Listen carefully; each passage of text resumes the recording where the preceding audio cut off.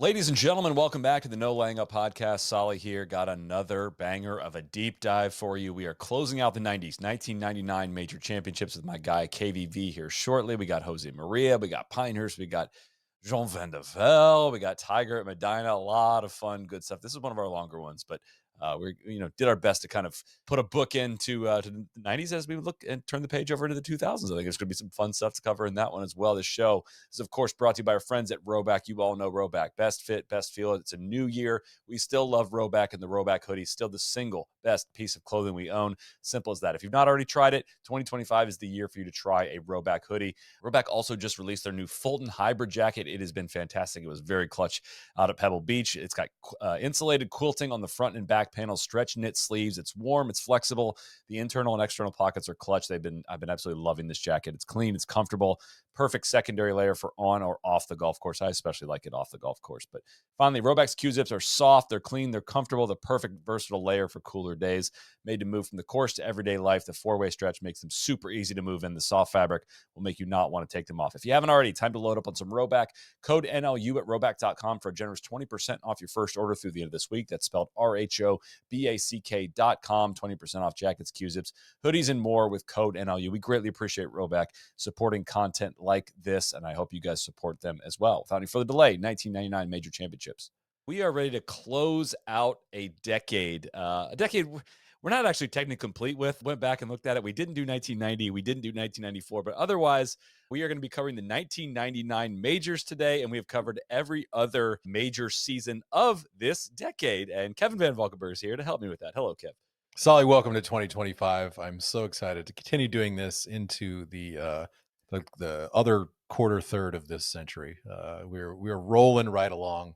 Look, if someone wants us to do 90 and 91 or whatever, that maybe there's a little Patreon you could put together, Soly, and see if we can raise some money to complete the. We decade. did 91. We did 91 through 93 Okay. in one episode. This is where we started with that's this. right. And then we kind of started breaking them out. We skipped 94, not because we hate Nick Price, but I don't know. We were kind of picking and choosing around that one. And we didn't do Maybe 90. we'll have to go back and do 94 like as a part of another just a Nick Price I think deep that's a good dive call. of some kind. I think that's a good call. But I feel like I'm a completist, or maybe it's like one of those bands that goes back and like redoes an album, It's like, hey, we need a shot at this because we were just so young back then. That's very true. I mean, we've actually technically we did all of Tiger's majors pod at one point, which as we get into the 2000s, those are going to start peeling off here very, very quickly. But I think we're going to have to continue these episodes into the 2000s going year by year. I mean, yeah, the next one coming up is going to be especially fun. Actually, I say that surprisingly, some of the years that I had little expectation on ended up being the most fun, where we found the funniest random stuff. But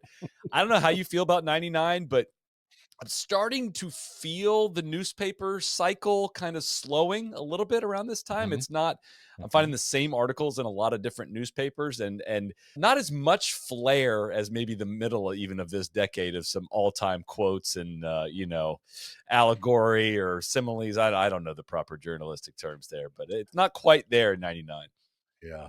This is definitely I think we've just passed the peak of like newspapers. This is just like when I got hired to work at the Baltimore Sun, and they were flying me out first class, putting me up in these fancy hotels. And by God, 3 to 4 years later, it'd be like, yeah, we're hearing about this thing called Craigslist, and we're not really sure about the internet, if we should put our articles on the internet until like a week later. And so yeah, like this is definitely the beginning of the end of an era.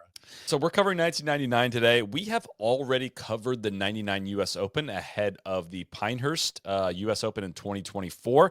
Kevin did that one.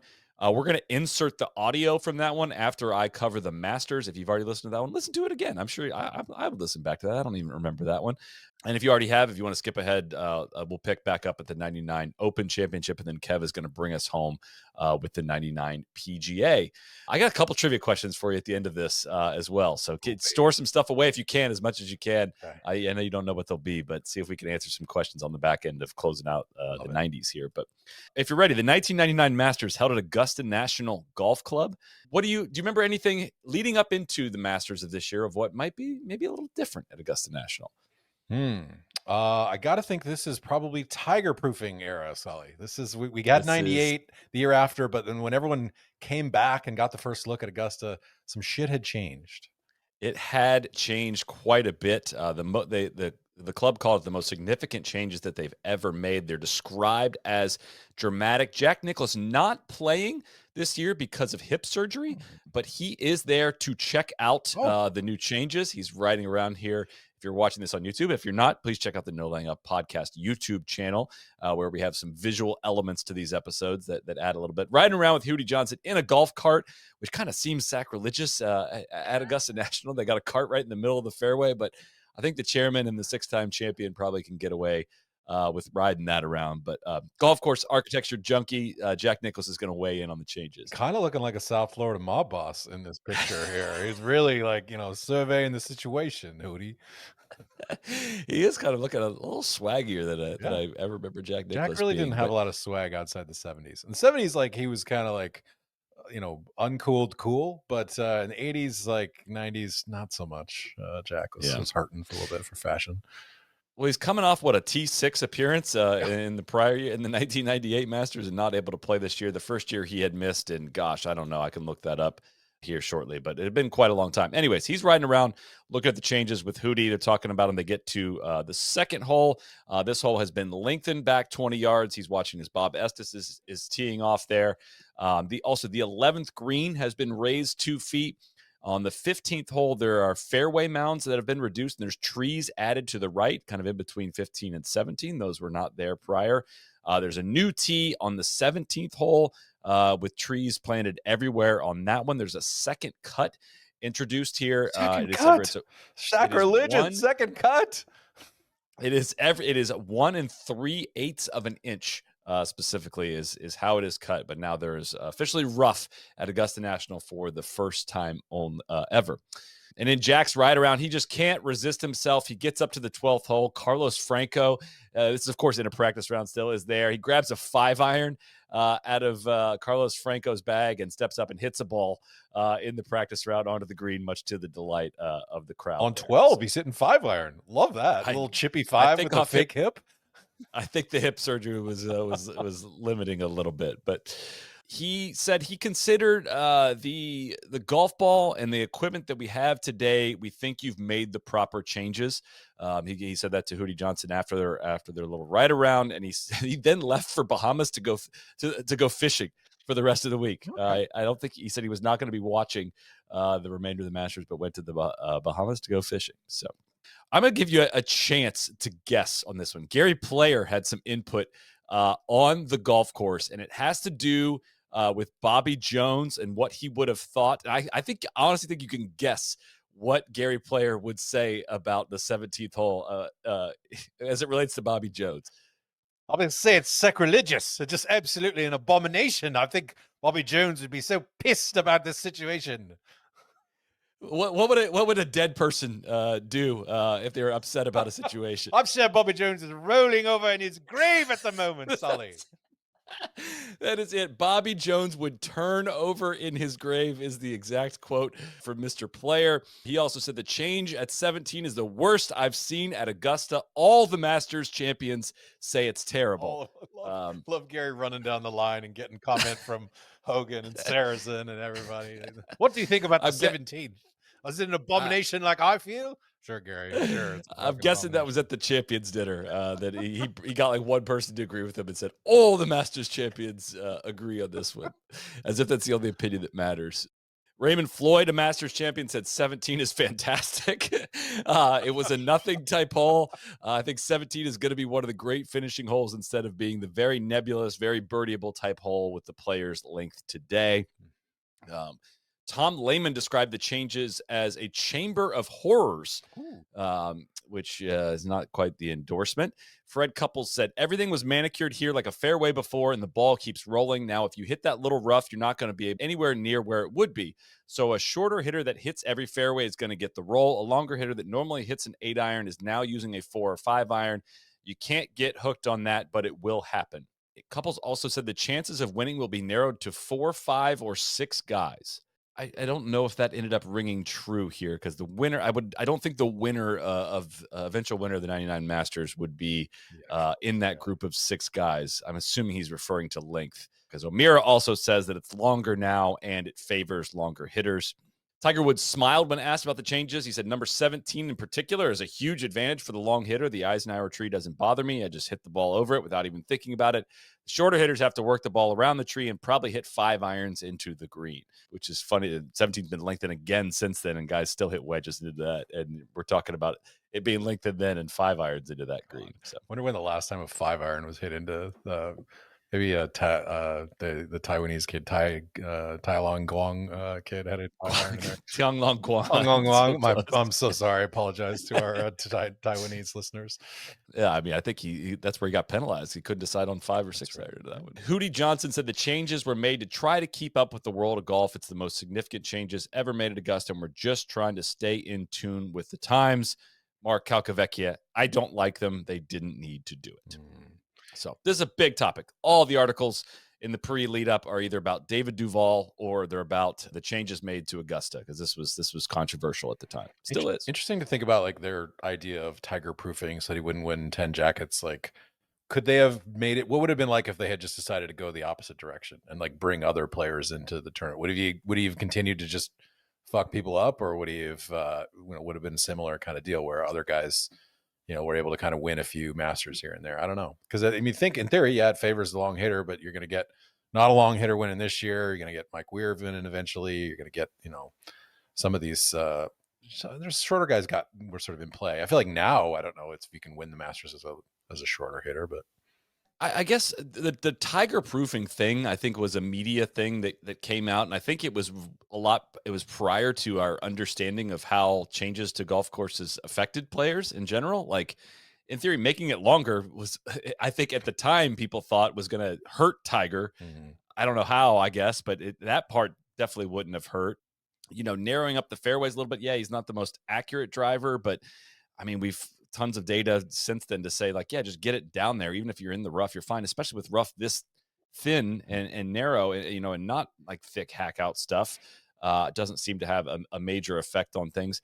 Tiger also won the 2001 and 2002 Masters shortly after this. I mean, yeah, he blew everyone away in 97, but he didn't in 98. Like, that was just the outlier year. I feel like it's common to refer to the changes made as like why Tiger couldn't play well at that place. But he also, he won in 05 as well. He won like, what's the quick math on that? 3 of the next 7 Masters after these changes. That's kind of a lot. I feel like in the larger sense, if they were doing it to protect Tiger, proof it, they were sort of proofing him against like history, right? As opposed to like his own competitors, right? They didn't want him to rack up 10 jackets compared to, Jack 6. I think that's right. As opposed to, that they could have maybe brought more people into the field by just keeping it out. Who knows? The one thing I think is a little bit diminished in this era is you get fewer of the like wild recovery shots at Augusta, because they couldn't quite shape the ball around trees the way that they could without any rough. Like when it was all just fairway, essentially one cut, they could kind of do anything from anywhere, and so you'd get like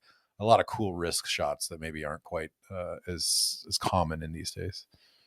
Which like is the essence of Alistair McKenzie and Bobby Jones's vision for this golf course. This is why these changes were so controversial. Was like, we don't need to do the full technology debate here, but like modern technology was rendering some of what you're talking about already useless. And that when you're hitting wedges into a lot of these greens, like Tiger was, that's what scared them the most. Was like, yeah, there's no risk element of 15 if you're hitting iron, wedge into this. Like Faldo wrestling over, 4-wood or 2-iron from the 13th fairway of the 96 Masters on that Sunday and taking 2.5 minutes to decide. Maybe should have been a penalty, but that was the essence of the golf course. Was like, this is a risk reward shot. And the more those risks started to go away, it was just all reward. And, it's more of an indictment of technology. They had to do something because the golf was starting to get a little bit silly, but at the same time, it's kind of like, I mean, you look at Hootie's comments too, is like, we're trying to keep up with the world of golf. It's the most significant changes we've made at Augusta. I think they would have preferred to not have made them. Soly, I wish Bobby Jones had took a bit of care of himself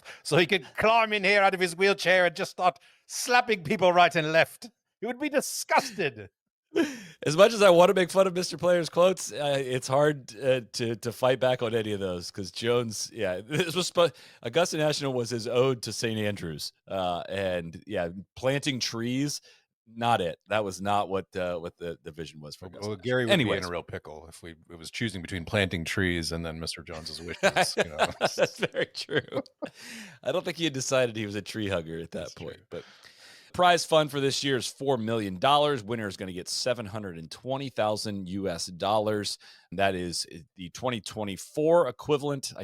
I did this research back in October, right before I went on leave for the Masters. So I've been trying to redo some of my research. The 2024 equivalent is $7.5 million purse and $1.35 million to the winner, which is like about a third of what it actually is actually in 2024 and 2025. But the purse is up $800,000 or 25% from the year prior, up almost 50% from the $2.7 million purse in 1997. So this is the Tiger funding is coming into golf. It's still not all the way there. It kind of shakes itself out over the next kind of 2 to 4 years, but it is well on its way to be up almost 50% in 2 years. That was the Tiger effect, and then we have the MBS effect that happens in the 2020s for purses. We might have to do a study which was greater, the MBS effect comparatively. That's a good one. Who's the favorite 99 Masters? You know what? I think it's Duval because It is. I remember David Duval's kind of ascension and how he was like everyone thought, oh my God, like Duval has, I think he was ranked number 1 or he had just kind of, he was certainly in contention for the number 1 ranking. He's number 1. I'm going to do this. I'm going to see how many of the top 10 you can name. Oh God. You get a point for everyone you name. It doesn't have to be in order, but you got the first one. I think you can easily get the second one. All right. So Duval, Tiger. I'm going to say Mickelson's in the top 10 at this point.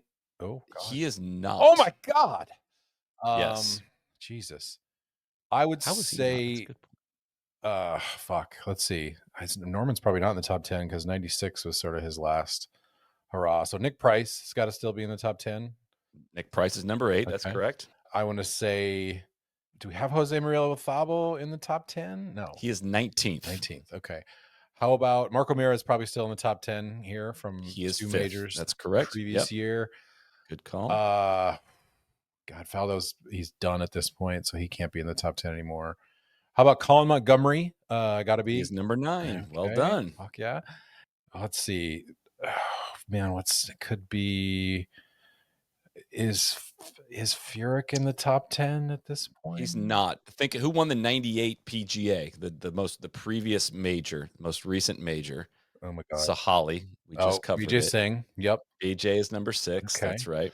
Who won the 97 PGA? Davis Love the third is in this. He's probably 4th. He referred to himself as the quietest number 3 there's ever been in the world, and you're working your way through the list. I would agree with that. Yeah, that was probably not going to come to mind. How many are we missing here? We got to just the final 2.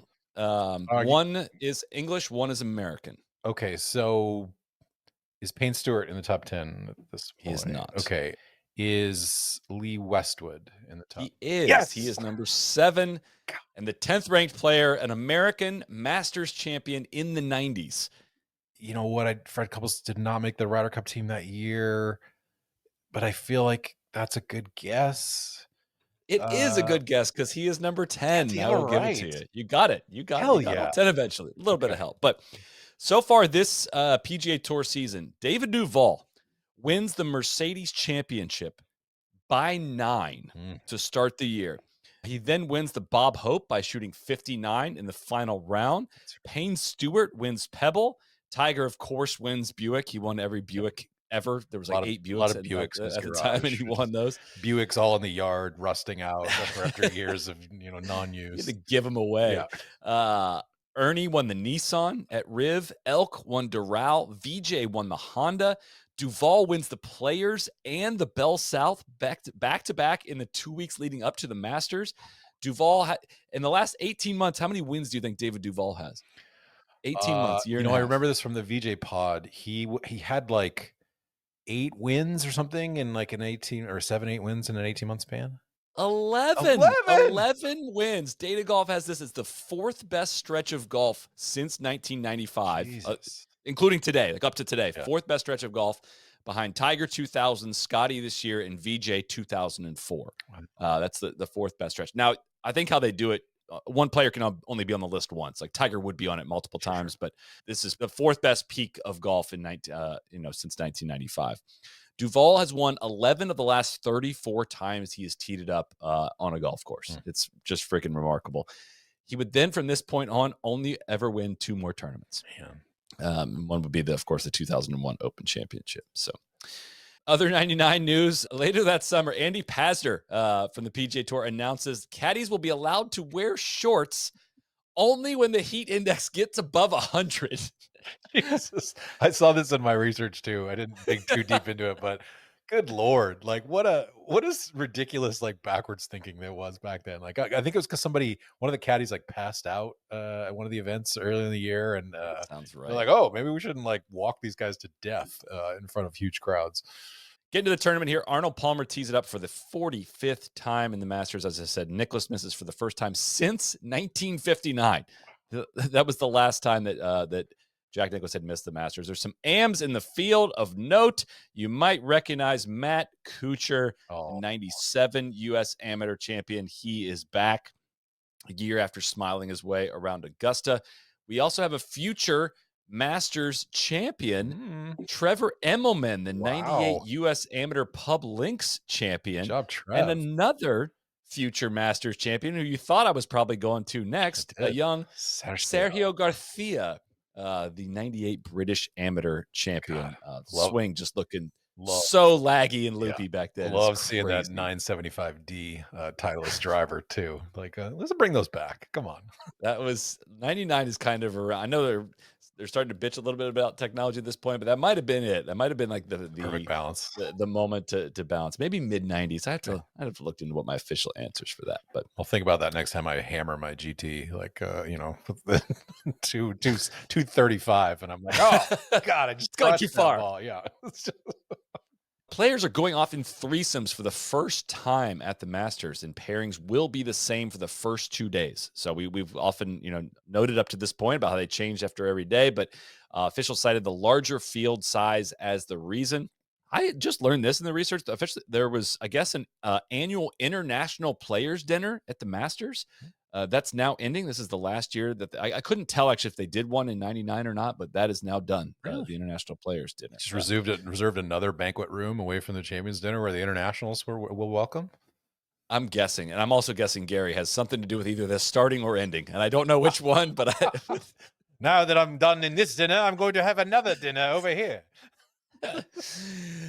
So Tiger has some quotes on David Duval about it being number 2 in the world to David Duval. He says, cool, number 2? Actually, it's fine. It's one of those things that's cyclical. Everyone's going to have their runs. David's having his run right now. It's all part of the game. It's good motivation. The fact that David's playing extremely well. I can tell you one thing. It's a lot easier to come to tournaments and not have to do mandatory press conference every day. Now David's doing that, and he can have that. So don't write in the paper that I'm mad that I've lost the world number 1 ranking to David Duval. If you remember this, I think this is kind of a time period I've tried to black out. I'm sure there's some images in the major that you're covering within this episode, but oh boy, what is this Tiger logo? What was this like yin yang Nike thing? This is such a tough look for him. It had to be some sort of like Asian mom influence, right? Like a yin yang thing. It was, I don't know, looks like a frisbee almost, or some kind of like a weapon of some kind that you'd throw at a ninja star of some kind. Yeah. I don't know. I'm sure there was a story behind it. I should have looked that up, but it didn't last long, thankfully. But listen, did I have this logo in 1999 on hats and shirts that I purchased? Absolutely. But yeah, this wasn't really working for the cat. Duval struggled in the opening round, hit in the creek on 13. He made 3 bogeys in a row at one point. Tiger makes an 8 on the 8th hole on this day. Davis Love, Scott McCarron, Nick Price, and do you remember who else opened with 69 to share the lead at -3? Oh, I don't. Would it be Philip Alfred Mickelson? It's not. It's Golf Channel's own Brandel Chambly. Look at this. You know what? All you people who talk shit about my guy here because he's only won 1 tournament. How many times have you led the Masters after 1 round? Huh? Exactly right. He's still coasting on this one. I had to text him this picture as soon as I saw it. He had a solid. He was like that is the prototype PGA Tour look for the 90s right here. Like olive pants, tan shirt, visor, the big brown FootJoys. Like this is what golf looked like when I was growing up. He's flirting with some Tanimal action here. Yeah. We should maybe Brandel is the origin story of the Tanimal. I mean, he didn't go full Tanimal here, but maybe, like just an inspiration for it. He looks better than Tiger did. That's for damn sure. Lee Jansen, Justin Leonard, Andrew McGee, Colin Montgomery, Jose Maria Olazabal, Mark O'Meara, Jeff Sluman, all one back. So we're really bunched on this leaderboard.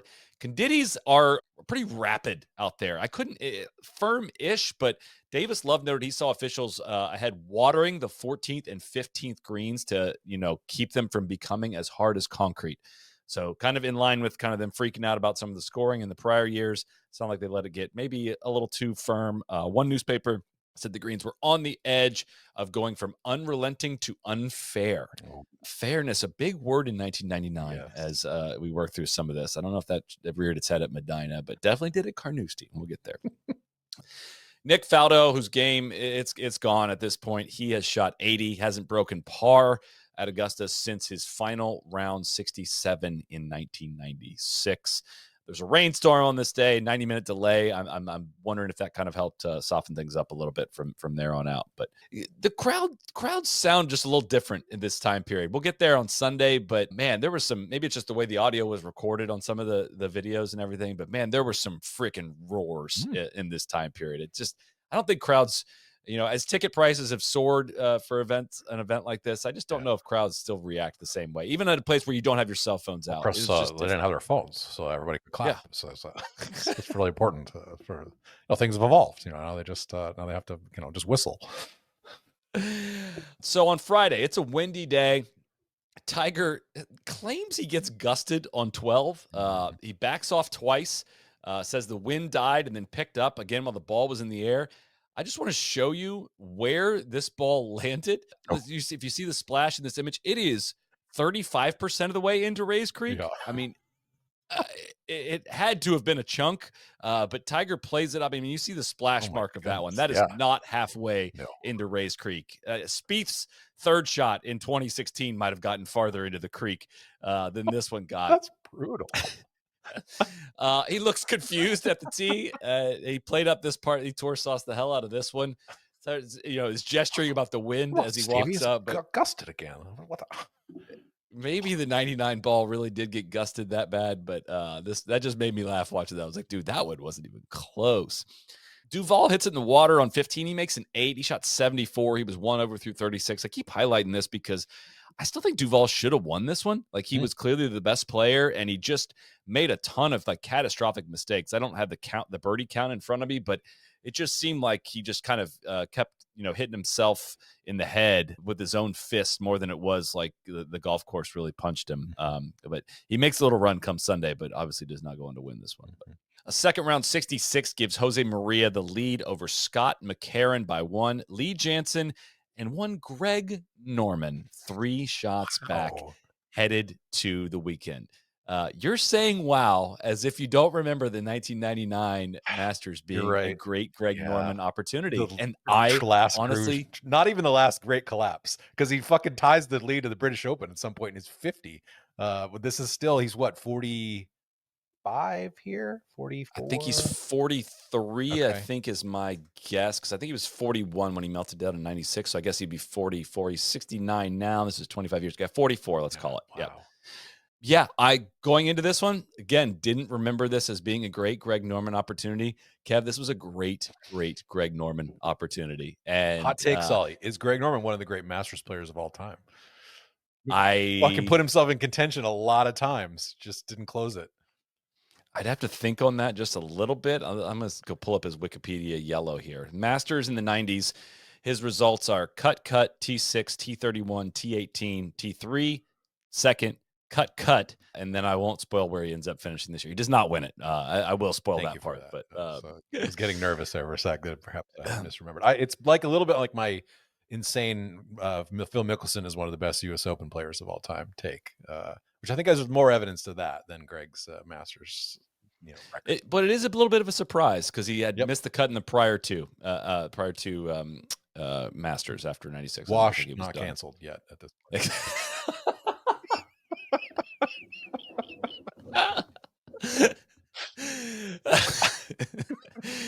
Davis Love and Nick Price are 5 back heading into the weekend. Brandel, Elkington, Bill Glasson, Justin Leonard, Bernard Longer, Colin Montgomery, are at -2 and 6 back. One of my favorite things to do in these old time episodes is just look at the end of day leaderboards and see all the names that we don't, maybe don't end up there, and we don't remember being among the top 10. But so Jose Maria leads, and they're kind of commenting a lot of the articles and a lot of the kind of highlight videos and everything, commenting about how 4 years ago he wasn't sure if he'd ever play again. He had a misdiagnosed back injury. It kept him out of golf for a year and a half. Jack McCollum wrote in SI, 3 years ago, Olazabal was in such pain from aching feet, a condition misdiagnosed as rheumatoid arthritis, but later discovered to have been the result of a lower back hernia, that he was reduced to crawling around his house on all fours. He was out of action for 18 months before starting to play competitively again in March 1997. Wow. This should give you hope with your dad back since you're crawling around by the end of each day, just begging for the bedtime to arrive. That's just my crutch for bad golf. I don't actually have a bad lower back. It's just what I fall back on as my excuse. Okay. So we're on to Saturday. More wind, more difficult conditions. And there's a fun thing in the highlight video. Monty talks about something after the round. He's like, you hope at Augusta that your partner birdies 11.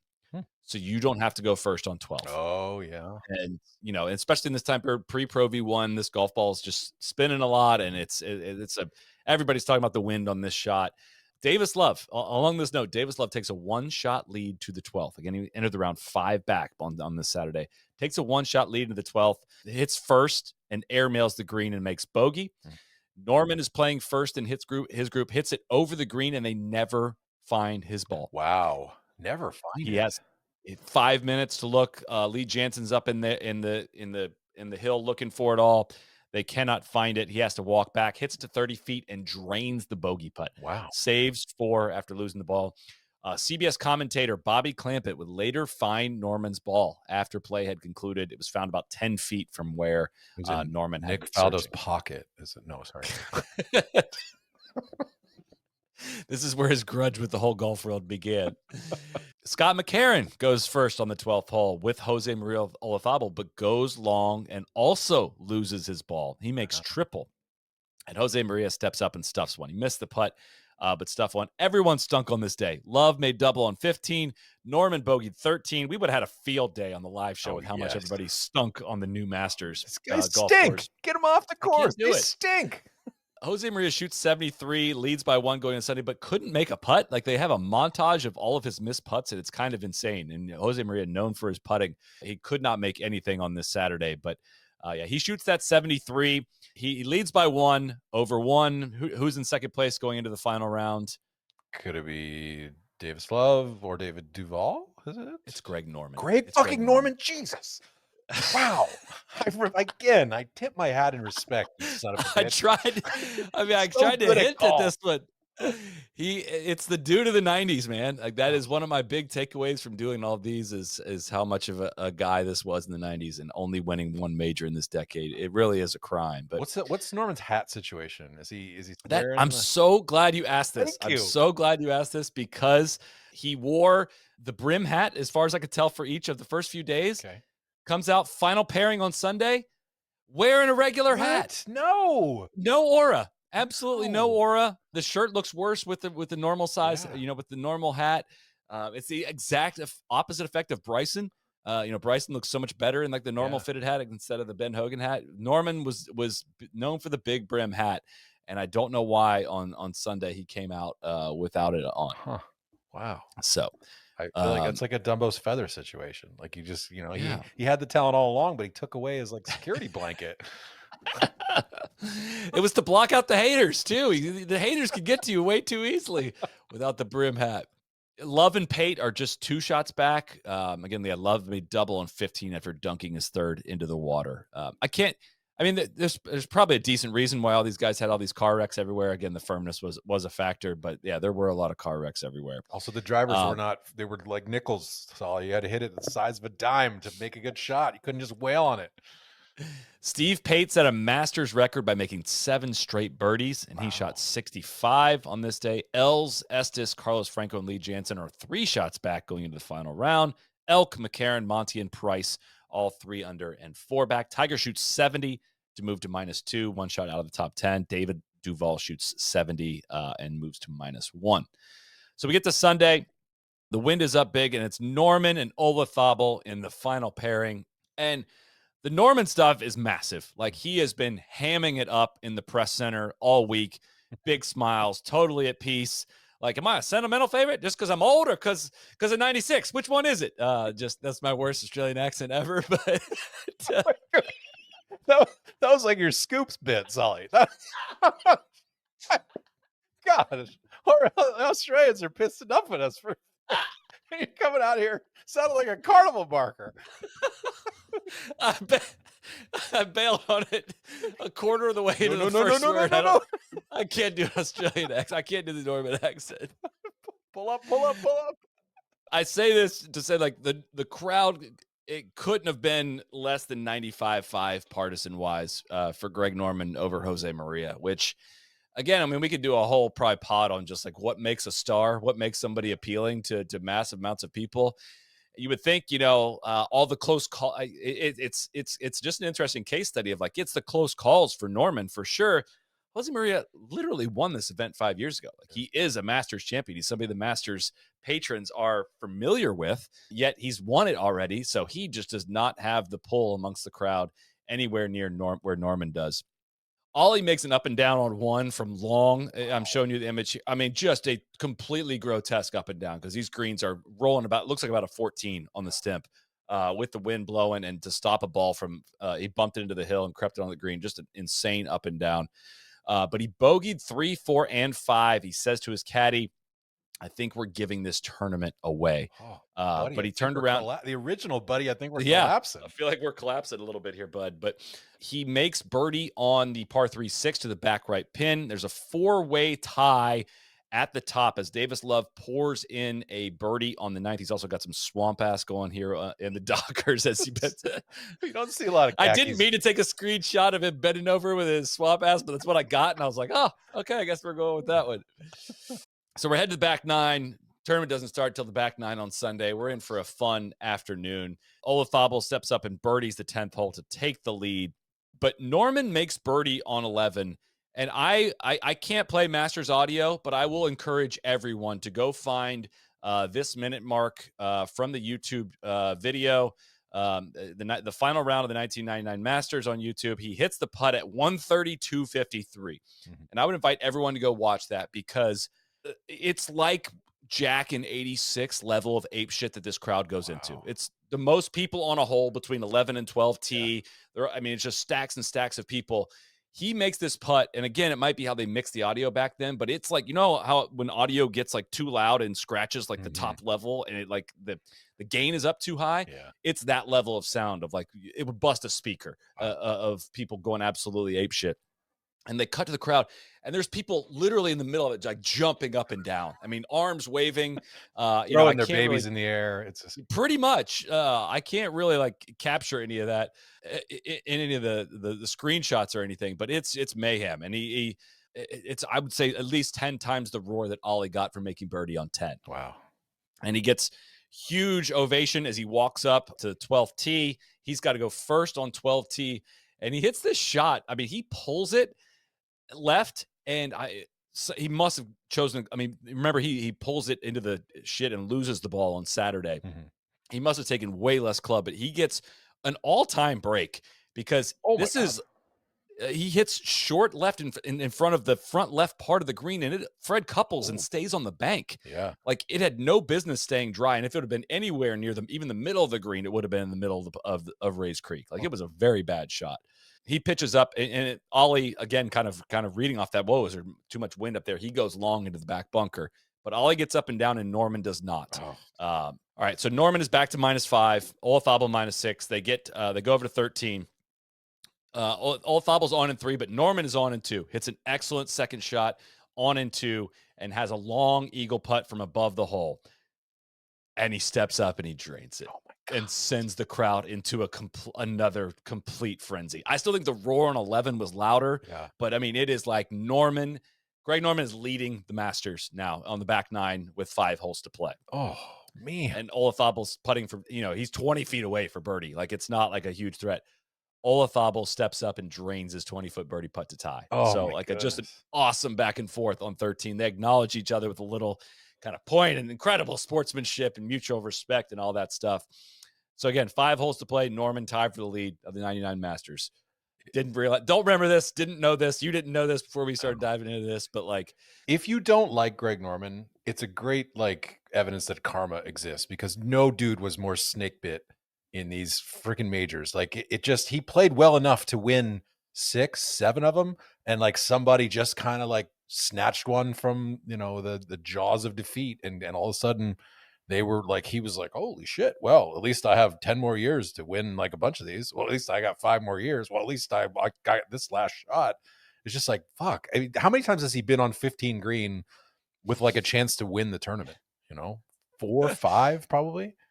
well, to this one though, I would say he snatches it from himself. Yeah. Because he steps up on 14, blows into the right trees and makes bogey.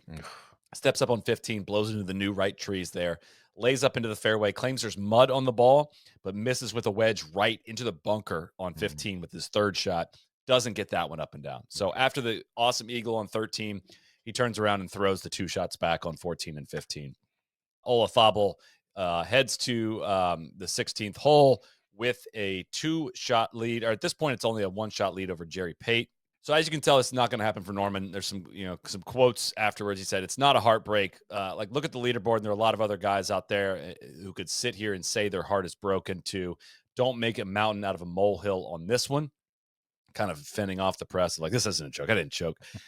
He said it felt like 80% success and 20% disappointment in this one, whereas 96 was 95, 98, maybe 99% disappointment. Well, as I know it, it's like to choke, and this doesn't even fucking compare.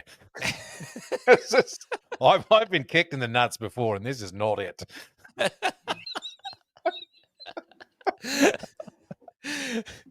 When you got like 26 heartbreaks, like, this doesn't even rank in the top 10. Are you kidding me? It's not even close.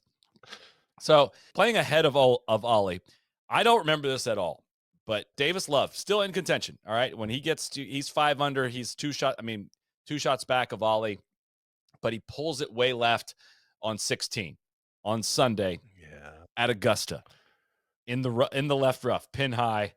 We know this shot. It is extremely difficult golf shot because we've seen it turn into a commercial. An unheard of shot that Tiger Woods hit in 2005. Davis Love has a similar shot, hits it way past the hole, on 16, and lets it just creep back towards the hole. In there, into the fucking hole. In your life, have you ever seen like actually a couple years ago. It happened. I did not know this 6 years prior. The only reason I know about this is because I've written about the Tiger chip in 2005, and every now and then you'll get people in the comments be like, Love did it first, Love was first, like, this isn't even that cool. Like, it's kind of cool, like, it's kind of an iconic moment, maybe the most in his entire career. So like, I just, if Davis Love had won the Masters, then this would be an iconic moment for him. But it was an iconic moment for Tiger. It does for me a little bit take away from like, that was an impossible shot. It's like, you just hit to the top of the hill and it was going to funnel down there. Like, it really, it was a miracle that it went in, but it really wasn't nearly as hard of a shot as it was maybe portrayed as in the past. But Ollie hits an awesome 6-iron from 170 into 17, banks it up the slope, goes long of the hole, and it comes all the way back. But it's a funnel pin. Say what you want, but part of funnel pins is like you are left with extremely challenging putts from wherever that ball ends up. And he is above the hole. I'm showing you the image here of like, he is playing this 1.5 feet outside the cup left on a 3.5 footer. I mean, one of the, Jamie Kennedy refers to these putts as smelly. Like, this is one of the smelliest putts you can imagine, but he pours it directly. Trying to match up line and speed on those. Oh my God. So fucking hard. That's truly the difference between like good putters and like average putters, is that good putters know exactly how to like make like right breaking putts go in for a right-hander. Well, and Norman has a putt from maybe 8 feet on a similar line to this. And when I say he didn't even sniff the hole, I mean, it didn't even get within maybe a foot of the hole for how difficult this putt was. So Ollie would say afterward, like, it was just, you could not even believe how difficult that putt was. But he pulled it off. Not much reaction from the crowd though. I mean, it was kind of like, I rewound it. I'm like, do they mess up the audio on that? Or like, truly nobody is rooting for this guy, which seems, some guys don't inspire a lot of passion, but there's absolutely nothing to make you think that Olazabal would not inspire, would inspire hate of any kind, or people. He's not getting he shouldn't be getting Patrick Reed treatment. Yep. Is kind of where I'm getting at, and it kind of feels that way, and that might just be the Norman effect, though. Yeah. So, but he pulls a drive left onto 17 in some trouble, but he hits new trees on 17. They look horrible, by the way, like freshly planted, such a natural trees. He hits an incredible punch 5-iron into under a tree, landing at 40 yards short of the green. And he gets up on this green, and these greens are just lightning quick. It ends up rolling 35 feet past, but it was an awesome shot. I mean, really, really, really good shot. And the crowd, again, barely reacts on that one. Come on, crowd. I know. Xenophobes in there. Come on. Cheer for the Spaniard too, Masters champion. Come on. He makes a great 2-putt. That's pretty much going to do it. Love misses the putt on 18 up ahead that everybody misses on 18. Ollie goes on to make par, win his second green jacket. And the whole scene is just very casual. I mean, Ollie's just, a couple fist pumps, but, it is not quite elation really, or really that captivating at the very end. So. Only 7 players broke par on the day. Duval made an eagle, 6 birdies, and 4 bogeys, and a double to shoot 70 and tie for 6th. So with all that stuff that Duval had going on, I mean, just on that day alone, he had 4 bogeys and a double, and he finished 5 shots back of Jose Maria. So it really did. This is one that Duval, I'm sure, would like back. In regards to Duval, I remember Sports Illustrated had the big David Duval definitive feature. Gary Smith, one of my sort of idols growing up, had the big David Duval feature where he's on the cover blowing his irons are on smoking or whatever. It's the Sport Illustration, and it's it's one of the most memorable golf stories that SI ever did, where Duval talked about his younger brother having leukemia and how he had to get donate bone marrow or get these spinal taps to sort of see if he had this thing, this cancer gene in him too. And man, it's a heartbreaking story, and gave really good insight into why Duval was kind of a grump, because he'd basically lived through this tragedy as a kid. He lost his older brother, I think, at a pretty young age, and sort of felt like this burden and this weight of everything that had kind of come after, and had just had sort of been an introvert ever since. And I remember watching this Masters and being God, I'm really rooting for that guy now. Not only is he fucking awesome at golf, but I feel really moved by this big takeout that SI did. It's kind of probably one of the reasons why I was yep, this is what I'm doing for a living. I'm going to write stories like this that make people, feel things about athletes. Wow. That's a cool story. I don't think I ever heard that in motivation. Yeah. Some big numbers on Sunday. Ernie Els shot 80. Daly shot 81. Tiger finished at 1 over par, 9 shots back. He shot 75 on Sunday. Sergio with a low amateur, making it a Spanish duo in Butler Cabin. One of the other amateurs was Tom McKnight. McKnight was who knocked Sergio out of the USAM. He was I think 44 years old. Sick. Petroleum distributor from Virginia. Broke my heart to later find out that he was a former pro that had got his AM status back. Disgusting. So this was all happening even back in the 90s. So don't go distributing petroleum at Soly's house, Tom. You don't respect the game enough. Some of the aftermath. So Garcia wouldn't say what his pro plans were, but he was going back to Spain to talk it over with his family. But he would turn pro very shortly after this experience. So you don't get a second green jacket when you win. You get the same jacket from Augusta. Jose Maria's name is misspelled on the inside of his jacket.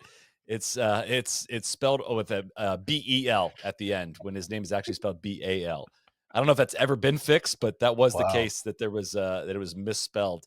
Hootie Johnson. I'm sorry, Mr. Olazabal. Spanish man. It ain't going to fix it. You should have got it right in the first place.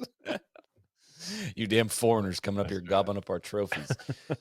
He again reflected afterwards, Olazabal did, about how unsure he was he would ever play golf again, and how he never even dreamed that about this when he was at that low point. Never even imagined that he could come back and win major championships. But Jack McCollum, writing in SI, said, with each improbable shot he created during that tension-filled finale, the response from the large crowd following his twosome grew increasingly muted, as if the marshals were holding up their hands to quiet fans after Olazabal hit. After all, lungs, like mummies and memories, must be preserved, and this galleries were needed to cheer on Greg Norman, Olazabal's playing partner and the heaviest fan favorite since Louis took on Schmeling in Yankee Stadium. I don't know what that means. In fact, when Olazabal stepped to the tee on the 405-yard par 4 18th hole, needing only a bogey to win his second green jacket, there was probably only one thought in the collective mind of the adoring Normanites. Hey, if Greg can make a one, he could force a playoff. Greg also says something afterwards about like, hey, I was thinking maybe I can make a 2 on 18, and he makes a like so many people have done to me in majors. I was like, I don't think. I mean, Larry Mize chipped in on you. That was a really tough one, but you did a lot of these to yourself. This is true. We might have to put together like a Greg Norman spreadsheet. Did he blow it, or did somebody steal it? Yeah. Because I was, when we were halfway through this, I was like, God, Greg Norman, like, he got robbed again. No, he did this one to himself. Yeah. And Norman had got it to 7 under par. After the 13th hole with a par 5 remaining, and 8 under was the low 72 hole total, and he was 3 shots behind that. So, anyways, that is the 1999 Masters. Love that. Good recap, Soly. Thank you very much. We've got a new partner in 2025, and that is Golf Pride, the official grip of no laying up. Golf Pride has been the leader in golf grip innovation and technology for over 75 years. They revolutionized the industry with the invention of the rubber slip-on grip and have continued to push the bounds of grip performance and technology ever since. Golf Pride has also won more major championships than any other grip brand, and more than 80% of tour pros choose to play their grips, and not a single one is paid to do it. It's early season, maybe time to get some re-gripping. Start your golf season fresh with a new set of grips from Golf Pride. You could find your grip and your fit by checking out the grip selector at golfpride.com. Helps you find the right size, firmness, and texture. I also just put in the reverse taper grip on my putter. I've always used Golf Pride grips, but just put that on my putter, and I've greatly enjoyed that one. It's going to go under. It's going to get tested this week in tournament play. So the grip is not just the handle; it's your only connection to the golf club and an important piece of your equipment. Whether you prefer the maximum feedback of the ZG Ripcord, the ultimate vibration dampening of comfort of CPX, or somewhere in between, Golf Pride has a grip to fit your game. Right now, listeners of the pod can get 20% off a full set of grips, up to 13 swing grips and a putter grip at golfpride.com through March 31st with code NLU at checkout. That's 20% off. That's a great deal. Also, Nest members, a one-time use code is in your profile for 25% off up to 13 swing grips and 1 putter grip through the end of the year. Thank you for supporting the Nest as well. Golf Pride, performance is in your hands with Golf Pride, the #1 grip in worldwide golf. Back to the pod. We are now going to go to the 1999 U.S. Open. As we mentioned, we're going to insert that. This was on our preview episode from the Pinehurst U.S. Open this past year, but KVV is going to take us to Pinehurst. Pinehurst in 1999 had not hosted a major championship since 1936. They had made the decision to come there. This was special in some ways because it was one of the first U.S. Opens that played away from the sort of typical super thick rough style. They originally set the rough at 4 inches and cut the rough down to 3 inches right before. They wanted guys to have to choose what kind of shot they were going to hit out of the rough. They wanted to tempt them into going for greens at times and not just pitch directly out into the fairway. Reese Jones Jr., TC's guy, said he was in charge of the sort of restoration to make Pinehurst get it ready for this. He said before the tournament, all these guys are mechanical players, and Corey Pavin won this tournament in 1995 because he was a magician. It's really going to take a magician around here to rather than a mechanic, because you have to manufacture shots. Reading this quote made me fear that I had perhaps plagiarized Reese Jones in my artist versus the mechanic debate. That is not good. I do not feel happy about that. It's also Reese Jones, just Reese Jones. I don't think it's Reese Jones Jr. I think you're conflating. Okay, excuse me. Robert Trent Jones Jr. and Reese Jones. They hate each other. Also, just I'm going to nitpick the word restoration. Like, I don't know if he was in charge of restore. I think the restoration is what comes next. The renovation and reicification of this golf course. What do mow lines look like? That was one of my takeaways from 2005. Was that the holes looked pretty comical in terms of how much rough there was and how narrow the fairways were. What's it look like at Pinehurst at this time? Even if it's shorter rough, is it narrow as shit? It is narrow. It is very dark. It is very kind of it's very green. There is still some of what you will see, eventually as the good waste areas that make us feel, but it's immediately off the rough, off of the fairways. It's, a good dark thing. There's a definite second and third cut. It's not aesthetically pleasing. I will say though, that it really shocked the players, and you'll see in a lot of bitching about just this idea that your ball would not stop if you missed the green by a few feet, that it would run far away from you. Oh man, did it piss off a lot of people. Did you guys know that Pinehurst #2 hosted the 1991 Tour Championship? I did not know that at all, which sort of stunned me. I guess, more widely known is that it hosted the senior PGA at one point. But just imagine like going up to, in late August, and we talk about the butt sweats of Atlanta. Well, I think back then they had it in October. Oh, It okay. used to be like That's late. right. It was TC. like a That's late, right. like fall silly season event, like end of October, I think, which would have been prime time there. I mean, gosh, Yeah. Pinehurst in October is like as good as it gets. But imagining Pinehurst if the ball stopped like a foot off the green is kind of hilarious considering what we think of it now. At this time, David Duval was the #1 player in the world. Duval had won 4 of the last 12 tournaments. And back then, man, if you won 4 of 12, you were like, it was thought of like you were some kind of magician. He had recently surpassed Tiger as the #1 player in the world. Tiger was, of course, going through a swing change, we will discuss in a little bit.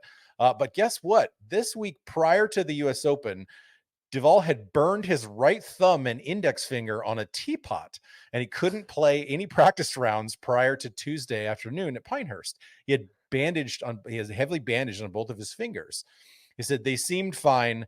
I played this morning and I didn't really have any problems. It's probably valid to ask me again tomorrow, although I might not want to answer it since that seems like it's all I've been talking about." So I love the old timey sports writing back in the day, but this is the great like sort of things about with 4 victories in the last tournament, all Duval needs is a little confidence. Well, that and a pot holder. It's from the LA Times. Duval was like leading the tour basically in driving average. Soly, can you guess what his driving average was that back then? He had a 294 driving average. Oh, I'm sorry. It's 287. Jeez. Which said that the LA Times said because of that, Pinehurst should be right up his alley. Tiger was also getting hot. He had famously called Butch during this sort of thing and said the Butchie, I got it. Right prior to this year, he had then won in Germany and won the Memorial. Ernie Els, in a sort of like a horror movie kind of haunting thing that you could sort of echo throughout the time, what is to come, said it's a little unsettling to see Tiger playing so well, which would sort of echo throughout the next year or so. Tiger said prior to the tournament, I keep telling everybody that I'm making some changes to my game, and it's going to take some time. I didn't like the way I played in 1997, even though I won some tournaments. I didn't really like it because I wasn't consistent. Asked what the difference between Tiger since he came on tour and now, Lee Jansen, who won the previous year's US Open, said, I think he hits it about 20 to 30 yards shorter than he used to. He's trying to learn how to tone it down, to be a ball control player. That'll probably last. Yeah, wouldn't last for too long. This 99 Open is pretty great because a lot has been written about this. Because it's sort of like seen as one of the great US Opens of the last, 50 years, maybe even 100 years. Sports Illustrated said it might be the all-time greatest US Open. So Alan Shipnuck did a lengthy oral history about this.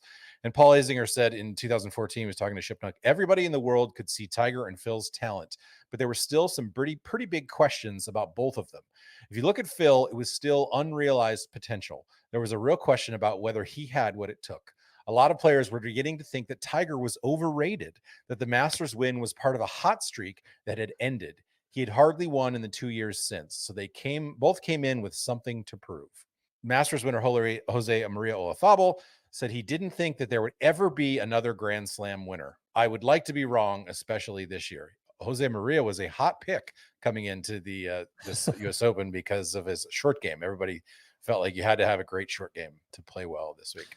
I guess we can talk about some of that, as we preview the US Open next week. Like, I'm not positive that's the case, right? I think it's so hard around the greens that it really just puts more emphasis on who hits more greens and who has better accuracy with their irons, I think, right? I mean, we'll get into some of that when I get to 05 as well. Like, there was a very unscientific model of percentages of like what matters just put in USA Today. Like, here's what matters at Pinehurst percentages. And I was like, I don't know if that's accurate. This is all pre-strokes gained era, right? Of like trying to figure out, still working in total putts and all that stuff. I test, baby. Yeah. Well, I'm not sure how well that was paying off. Guys, we have Jack Nicklaus is playing in a major again for the first time in a year because he's had his hip replaced.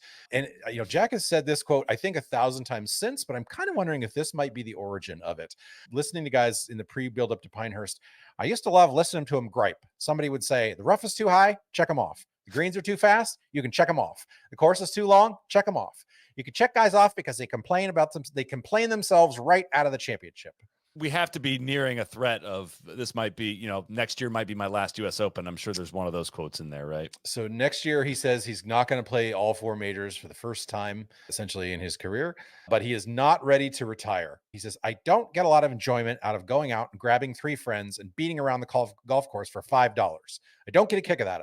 The fun of the competition is being in the middle of it. A lot of writing about Jack in this era echoes what we are saying about Tiger these days. Is like, oh, will he retire? What's he still getting out of that? Oh, he still thinks he can win, still thinks he can put some things together, just needs to sort of get some more reps and stuff. Keep in mind that Jack at this point has a ceramic hip and is 59 years old. So and also just to point out, you said he wasn't going to play all 4 majors in the next year. He did play all 4 majors the next year.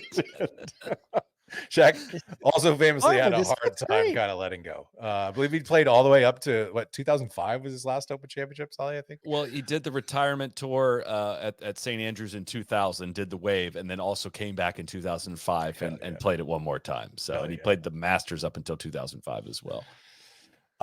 In one of my favorite things unearthed in this, Earl Woods caused this little controversy leading up to the tournament, giving an interview to Icon, a bi-monthly men's magazine. When asked about Scotland, he said, that's for white people. It has the sorriest weather. People better be happy that the Scots live there instead of Soul Brothers. The game never would have been invented. We wouldn't have been stupid enough to go out in that weather and play a silly game and freeze to death. We would have been inside listening to jazz, laughing, drinking rum. Now, Africa, I went to Africa and I played golf there and I knew I was home. Are we allowed to laugh at that? I don't know if we can. I think we can laugh about it because it's Earl, and I think if there's one wish to Tiger's career that I could make, it is that Earl would have been like healthy enough to have lived another 20 years, because Earl was like basically say anything. Earl was freaking hilarious.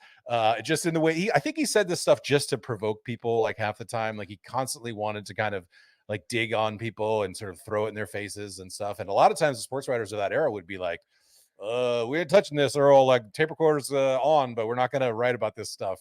Because you hear stories about this every now and then and be like, oh, we kind of had to protect Earl from himself. He was always kind of, he had a couple drinks here and there. You never knew what like was on the record or off the record. It was in the RV. Yeah, exactly.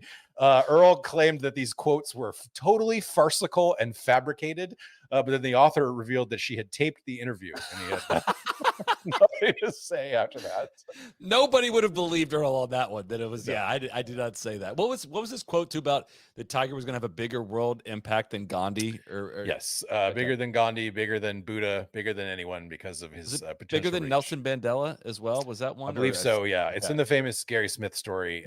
That was when Tiger was named Sportsman of the Year. It was actually before he won the Masters, if you can believe that.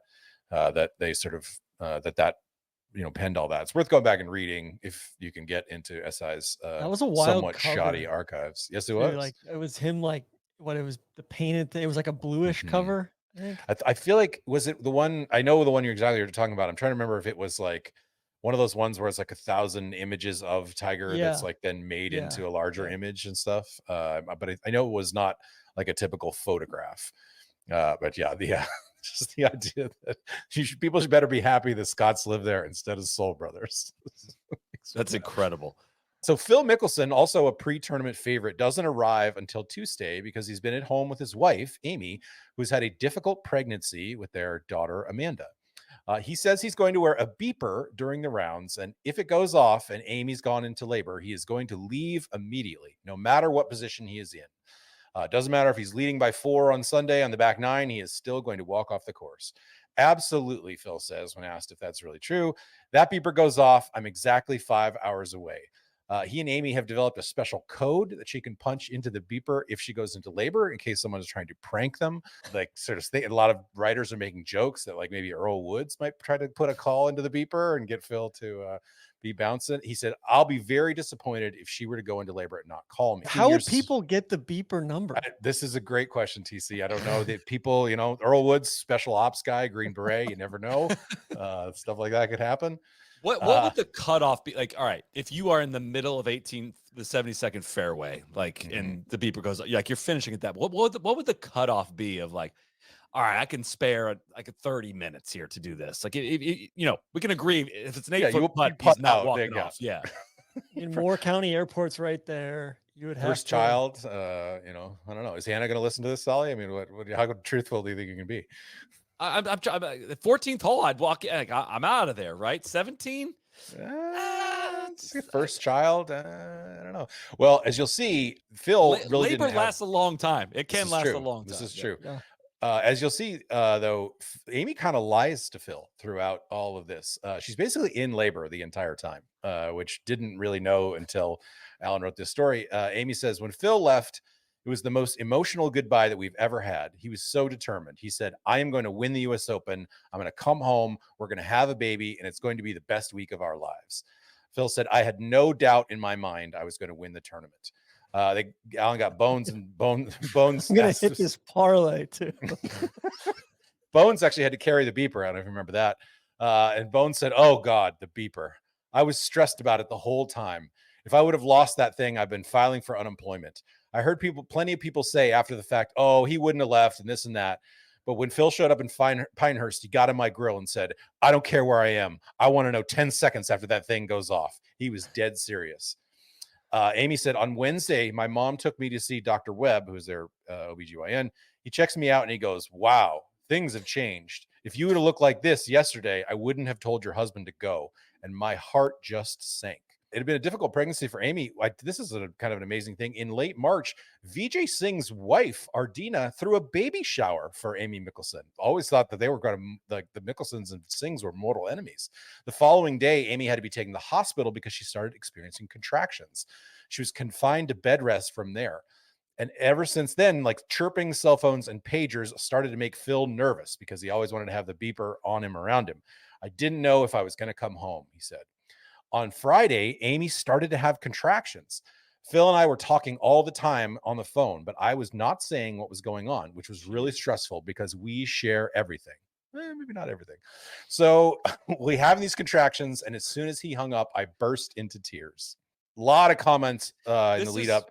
If I may, this was like, maybe this is just me 25 years later remembering, like, this was like the story of the sports world. Yes. Like, not just golf. It was like everybody. Well, I feel like I even remember people at church talking about, like, is the beeper going to go off? Like, still, even as of Sunday, like, that captivated the sports audience. Was like, was Phil going to go? Is Phil's wife going to go into labor? And Phil's still like this dashing young player, and he's wearing the visor, and Yonex visor TC. Yeah, Mr. Family Man. I mean, this was peak Phil hamming it up, you know. Very, very true. And as we saw with the Scheffler stuff, like, the remakes are never as good as the originals, because like that the whole Scotty leave the tournament thing was not quite as dramatic. She ended up having the baby 3 weeks later or something. So this was like actual, like, touch and go. She was trying very hard to not have the child, not have Amanda, while Phil was about to win the tournament. A lot of comments in the lead up about how hard the course was. This place makes Augusta look tame, Tom Lehman said. I've been asked many times what the hardest course I've ever played is, Lee Jansen said. Now I have the answer. Pinehurst number 2. John Cook said, this isn't like any golf we've ever played. If anybody hits 10 greens today, I think he said this on Saturday, it will be 5 more than anyone else. I played this as a par 88 today, which means I had 12 birdies. A birdie is out of the question today unless you're off the green and you can chip it in from the bunker and make a 30-foot putt. You're not going to get it close to anywhere in the fairway. What a bunch of pampered fucks, man. Yes, like, very much so. The whole point of the challenge is that, you might have to hit a wedge to 30 feet. Like, that's what the challenge is out here. It's not as if, like, guys are shooting 78, 79, you know. It's like, you know, one guy ends up under par, and, you know, Phil shoots even par, and Tiger shoots one over, VG shoots one. It's like, it wasn't that friggin' hard, but it was so kind of indicative of how raging they would be, like, against, the actual change of things. So, but before one of the rounds, John Cook said he overheard Tiger and Payne on the putting green when Tiger said, when I start designing golf courses, I'm going to make them 9,000 yards, and then you old guys won't stand a chance. And Payne starts zinging back at him. Yeah, well, if it's the U.S. Open, you'll still have to drive it in the fairway. And Tiger laughed, but he didn't have an answer for that one.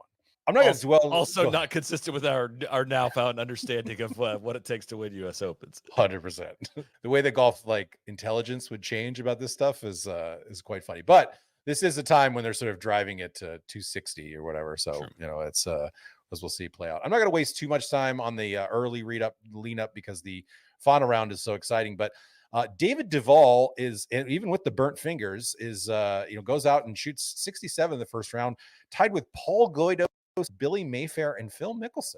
The shot back is Tiger Woods, Payne Stewart, John Daly. Someone called David Bargernio Jr.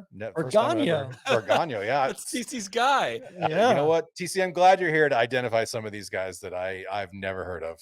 This is good. You know, I didn't get too deep into David Bargano, but that name. KVV Bargano was getting all sorts of He's the he dude was that on a just major makes he one was on a start. major medical for like 18 years.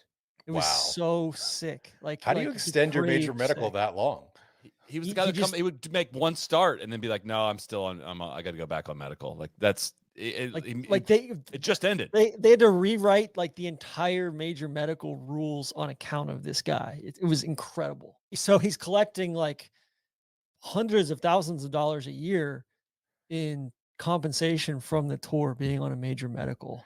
What are the rules with the major medical? You get like the average of like what is the 120th or something person on tour? Like what? I can't remember exactly what the deal is, but do you remember? You know what, KVV, I'm not in the major medical game anymore. I used to be tracking that kind of stuff. Now that they've cleaned it up, they kind of flew the banner. I forget all the details, but I mean, Hey, you don't put you on the spot like that. get some sort of, stipend, full benefits and all that stuff. And yeah, just kept making one start a year. So it's finally over. Disgusting. Also lurking after a second round 70s, Vijay Singh, having won the PGA, a year before this, is starting to really emerge as one of the top players in the world. Third round scores here. Payne Stewart takes the lead. Payne Stewart infamously lost the U.S. Open the previous year to Jansen when he shot 74 on the final day, blew a 4-stroke lead. Was sort of devastated by that. Really had a tremendous pride in his national championship. Would always wear red, white, and blue on the final day. Payne was still kind of a divisive figure, but is trending more towards being on his softer side. Even his own mother said that he was, he'd improved in the sense that he was no longer rude to people, no longer cursed out autograph seekers and made them seem like they had the plague. Very much leaning into embracing his religion at this point. Also, Paul Azinger's cancer diagnosis really made Payne think about his own mortality, and he visited Azinger all the time. And really, Azinger said that, all my friends kind of disappeared, but Payne was the one guy who was sort of there day in, day out. So is there a Bryson comp here? Like, is it that you're describing this? I'm like, the hat and all that stuff. That's interesting. I never have thought of it. I mean, it's remarkable how like kind of simplistic Payne's swing looks these days. Like just no leg drive at all, just kind of like very armsy. Not a kind of swing that you could survive with on the tour today, but drives it super straight, putts with like a center shafted putter. Just a kind of fascinating window into that era of stuff. Obviously said that, he wore the really kind of goofy clothes today because he wanted to he was kind of a showman. Maybe there is a Bryson Cup there. So he wanted to stand out, wanted to feel like an entertainer a little bit. We're going into the final round here. I think this is where the most of the drama ensues. I really feel like we could spend a little bit longer time on this. On this Sunday, John Daly records an 11. If you remember when he whacks his ball while it's still moving. I distinctly remember that. Rolling back to his feet. He said after the round, I just decided to do what Kurt Triplett did last year. Apparently Kurt had hit his moving ball. Said, I'm not going to sit here and waste my time. In the process, he shot an 83, finishing 29 over the championship, DFL. Remember, John Daly was like a shot off the lead after day one. I don't even know if I'll play the U.S. Open next year. I don't know if it's worth my time. I'm not going to Pebble, and I'm not going to watch them ruin that course too. I have had it with the USGA. I've never seen a course play so unfair as it was in the last 2 days. So after the third round, Payne had not played well. It still kind of, ended up being in the final group. But his wife, Tracy, had sort of told him, he'd pulled him aside after that night when he walked off the green. And she said, I want you to know, honey, that you're moving your head a little bit too much when you're putting. Oh, it was I a tip. Forgot about this tip that she had gotten from his father, Payne's father, like when he was dying. At first, he really did not like Payne's wife, Tracy, who he had met while he was playing the Malaysian tour. They had gotten married. He had basically said, his father had said, he's just going to distract Payne from his goal of being a great golfer. but she had slowly kind of warmed to him over the years. And when Payne's dad was dying, he wrote her this long list of, she's like, here's the things that I want you to tell Payne, like about his swing, you know, when I'm not around, because he needs someone to sort of pull him back. And one of those things was make sure and keep your head still when you're putting. So she brought this up after his third round, and he was like, by God, you're right.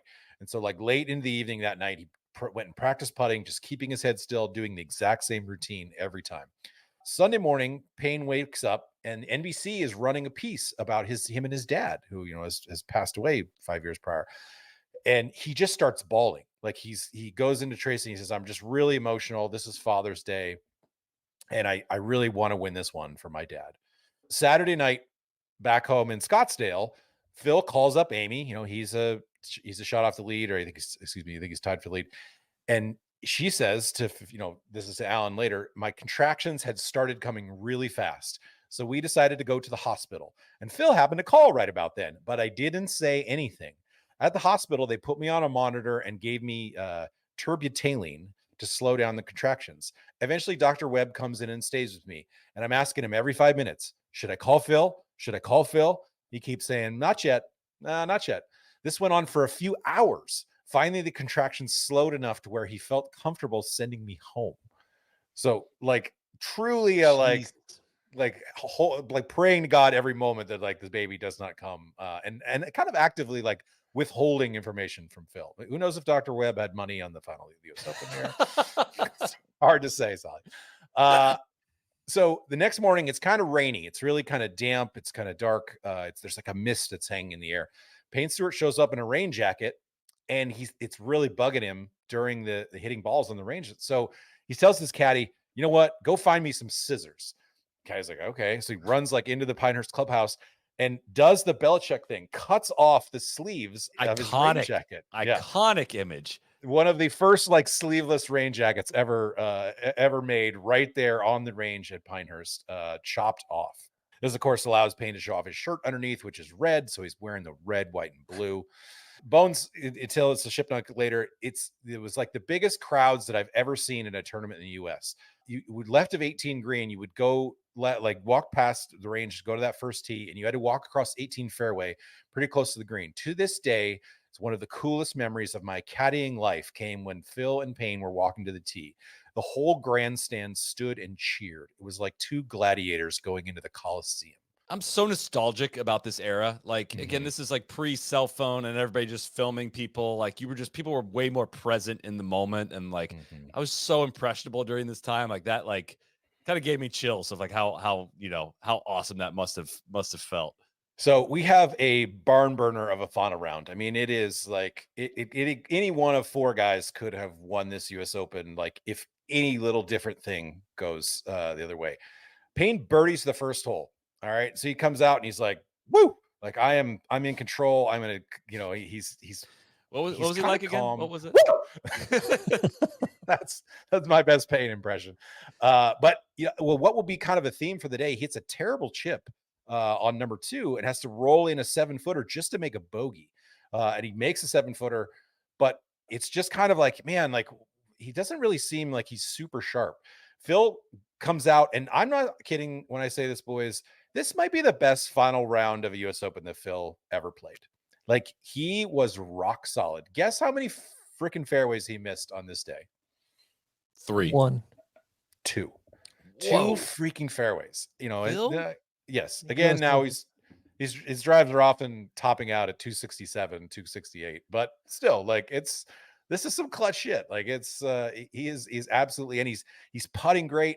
It's hard to sort of, I think, describe watching this final round how much better Phil played than Payne, like tee to green, just way more in control of his golf ball, like, not making a ton of putts, but like lagging them to like stone dead to where it's, it's a foot or tap in or whatever. He opens with 6 straight pars and then birdies 7. Their Payne leads by 1 with 9 holes to play. This is where VJ starts to emerge as a real contender. Like VJ makes 2 birdies in the first 11 holes, particularly on as David Duval is like ejecting completely. Tim Herron is playing with the Tiger at this point. He's sort of a non-factor, but it's going to come down to VJ, Tiger, Payne, or Phil. At 13, VJ has a birdie putt to take the lead outright. And oh my God, it does the most vicious, like horseshoe lip out that I think I've seen in our recounting of this. I mean, like a full, like 360. Just, you cannot believe how the putt doesn't go down. Payne bogeys 12, and Mickelson now leads by 1. Tiger is really, he's lurking. He's three shots back at this point, but he's coming. You can feel it. He keeps Tiger Icaritos so many greens in this tournament. I mean, he is just absolutely like driving it great, putting it great, chipping it great, but like launching 9 irons like 160 yards over the green. Johnny Miller says Tiger has every part of his game except for short irons. If he can get that, I think he will lap the field in the second part of his career. But right now, that is still really holding him back. This was Tiger's last U.S. Open pre-solid core ball. That's right, TC. Did he figure the short iron thing out, like going forward? Or is that a pretty nice call from Johnny? Yeah, honestly, it's so impressive to go back and watch these about how much Johnny was willing to stick his neck out and how like often he was just dead on right about the stuff. I mean, the original KVV, many people are saying. That's right. That's right. There is no like waiting for the ball to hit the ground and then being like, oh, tough shot. Like the ball's in the air and Johnny's like, that's not good. That is terrible. And he's not like, he's sitting in a tower like on 18. Like it's not like he's there seeing it. He is incredibly good at calling like where the ball is sort of starting and where it's going to end up. His stuff ages so well, and all these really look backs, like you go, like his. I remember just his voice is like the voice of drama. Like you just heard that voice; it just felt elevated. He said meaningful things, and it just felt like he made everyone else around him that much better. Like he just teed people up so well. 2014, we'll get there. Oh, really? Past his prime? A little bit. I mean, according to you in the tweets. Oh gosh. Which we were sharing the Twitter account at that point. That could have been any of you. No, basically Johnny just kept saying he couldn't get over the fact that Keimer was putting from everywhere. That was me. Yeah, that was a tough call. I remember that from 2014. So it was like, Keimer with a 4-footer, and Soly's like, oh, Johnny Miller's shocked he's using a putter for this one. Keimer had the chipping yips and was putting everything, and Johnny kept doubting it. Keimer's winning by like 18 shots, and we'll get there. So again, it's hard to emphasize like just how different this game was back then. I know that we kind of harp on this a lot, but like a lot of Payne's drives are going 250. Like it's I know it's wet, but Phil's out driving him, but his drives are never going beyond really like 270. Like that is the max sort of thing. Tiger's hitting it out, maybe 280. It's a remarkable display, like how hard they seem like they're swinging at the ball, but the ball is, going a reasonable amount. On 14, golf, man. Yeah, This is real golf. Go back to like 1999. True. This is the end of it. This is the end of it. This is truly the end of it. I mean, the course was 7,100. It's almost 7,200 yards, and then like golf got broken from this point forward. Like this is the last time golf like made sense. So on 14, Tiger gets a really good shot in there and then makes a 30-footer, drops down to his knee and gives the epic fist pump. I mean, Tiger was like super expressive in this. It was less kind of like the cold robot. He's just like really animated about all kinds of stuff. He's to within 2 of Phil, who leads. But Payne makes a birdie on 13 to tie Mickelson. So it's really like boom, boom, boom. They could let it be anybody at this point. Again, VJ is 1 shot out of the lead at this point, and he makes a pretty bad drive on 16. The 16 at this point is the longest par 4 in history of the US Open. So hard. It's 483 yards, playing into the wind that day.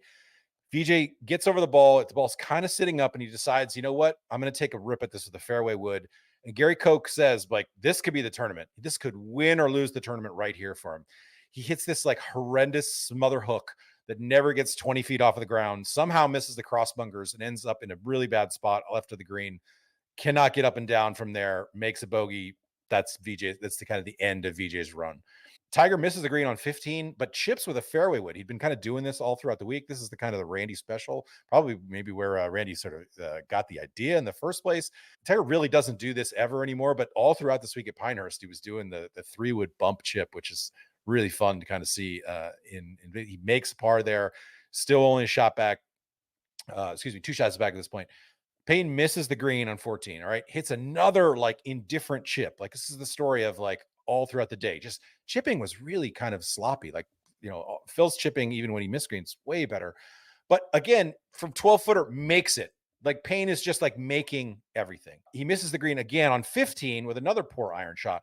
Phil hits a great shot in the middle of the green. Okay. I'm going to bounce around back and forth because the TV coverage is kind of crazy. This is right at the same time that Tiger just absolutely roasts a drive on 17. Remember, it's 483. And guess 16. what he has left into the green? 16.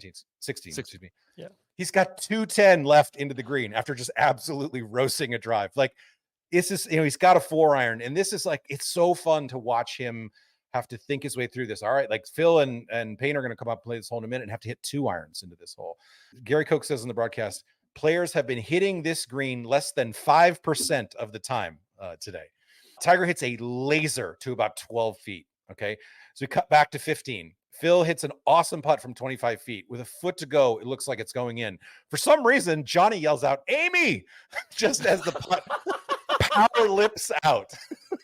I think Johnny thought he was going to make like an iconic call, and like it's never explained. He never goes back to it and was like, "Oh, that was for you, Amy." But very strange. Johnny says that was one of the great putts I've ever seen. It deserved to go in. So I know you made this point once about the Pinehurst Cups, and I don't know like if it's just a Pinehurst thing or USGA thing, but so many lip outs in this, like just power hard lip outs. I looked for what you once talked about where they don't set the cups like as down deep as they did, and so it's like a little harder. It looks like the white part of the cup is like up a little higher than normal, but I don't know enough about that kind of stuff to sort of make that judgment call. But just amazing how many putts get lipped out at this Open. I need to go. I'm going to go back and watch that. Oh, Amy, Amy, Barbara. I watched it like 5 times to make sure that's what he says. There's nothing else that he could be saying there. It's clearly Amy. Payne, maybe he was waiting for like, Amy, don't call that beeper.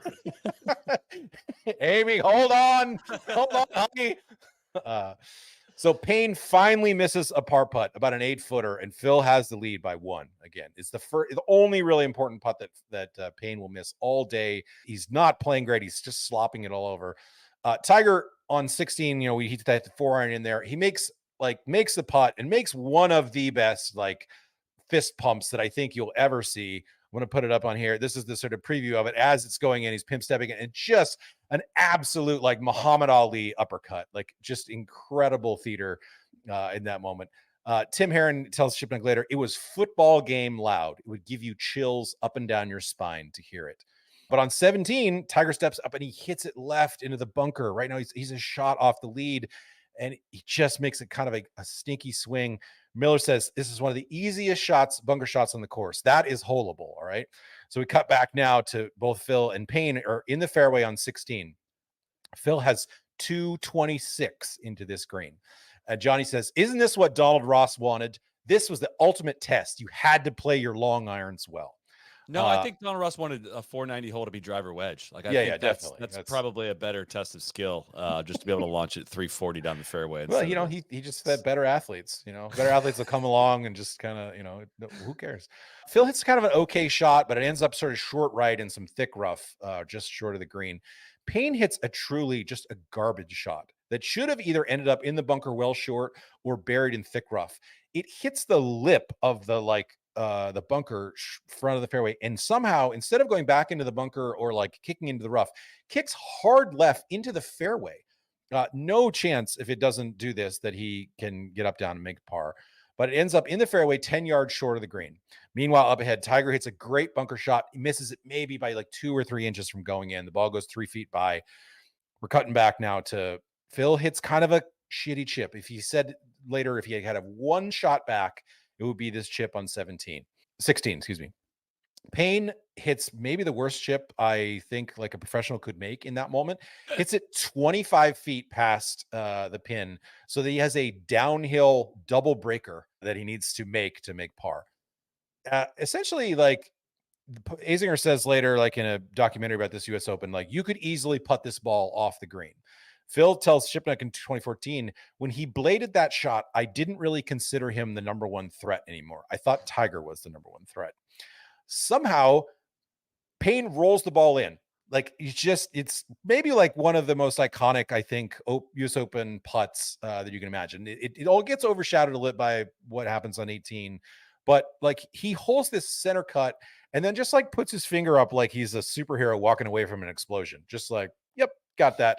Phil says later, like, if that ball doesn't goes in, it probably runs 15 to 20 feet by. It had the potential to go off the green. Phil, of course, then misses his like 7-footer, like pushes it hard. Every So- 7-footer in this time period, he missed. Every single one that mattered. Yeah, it's truly like Phil's a great putter. He'll later in his career, he'll be kind of go through a shitty string, but at this point, he's a great putter, except for like when it matters. Like he's and just sprinkle in truly, some like 4-footers that'll do a full Yes. horseshoe. yeah. So you're talking about like just remembering this being like that era. Like for the people on the ground too, it was like they knew something like special was happening. Rick Smith, who's Mickelson's swing coach, said the conditions were so unusual for US Open. It was dark, it was misty. There was almost an eerie feeling. And there's this church across the street in Pinehurst. Seconds after Payne made his putt on 16, the bells start ringing. That was a beautiful sound. It just went out across the course. It felt like some kind of sign. So back to 17, Tiger has to sort of step away after this roar. He hard power lips out of this 4-footer. Like Azinger says later, it's probably the last time Tiger missed an important putt for an entire decade. Nope. Just true. total made up. Like I'm ready to squash this narrative that Tiger never missed these putts. We'll get there as well, but continue. So 17T, Payne steps up.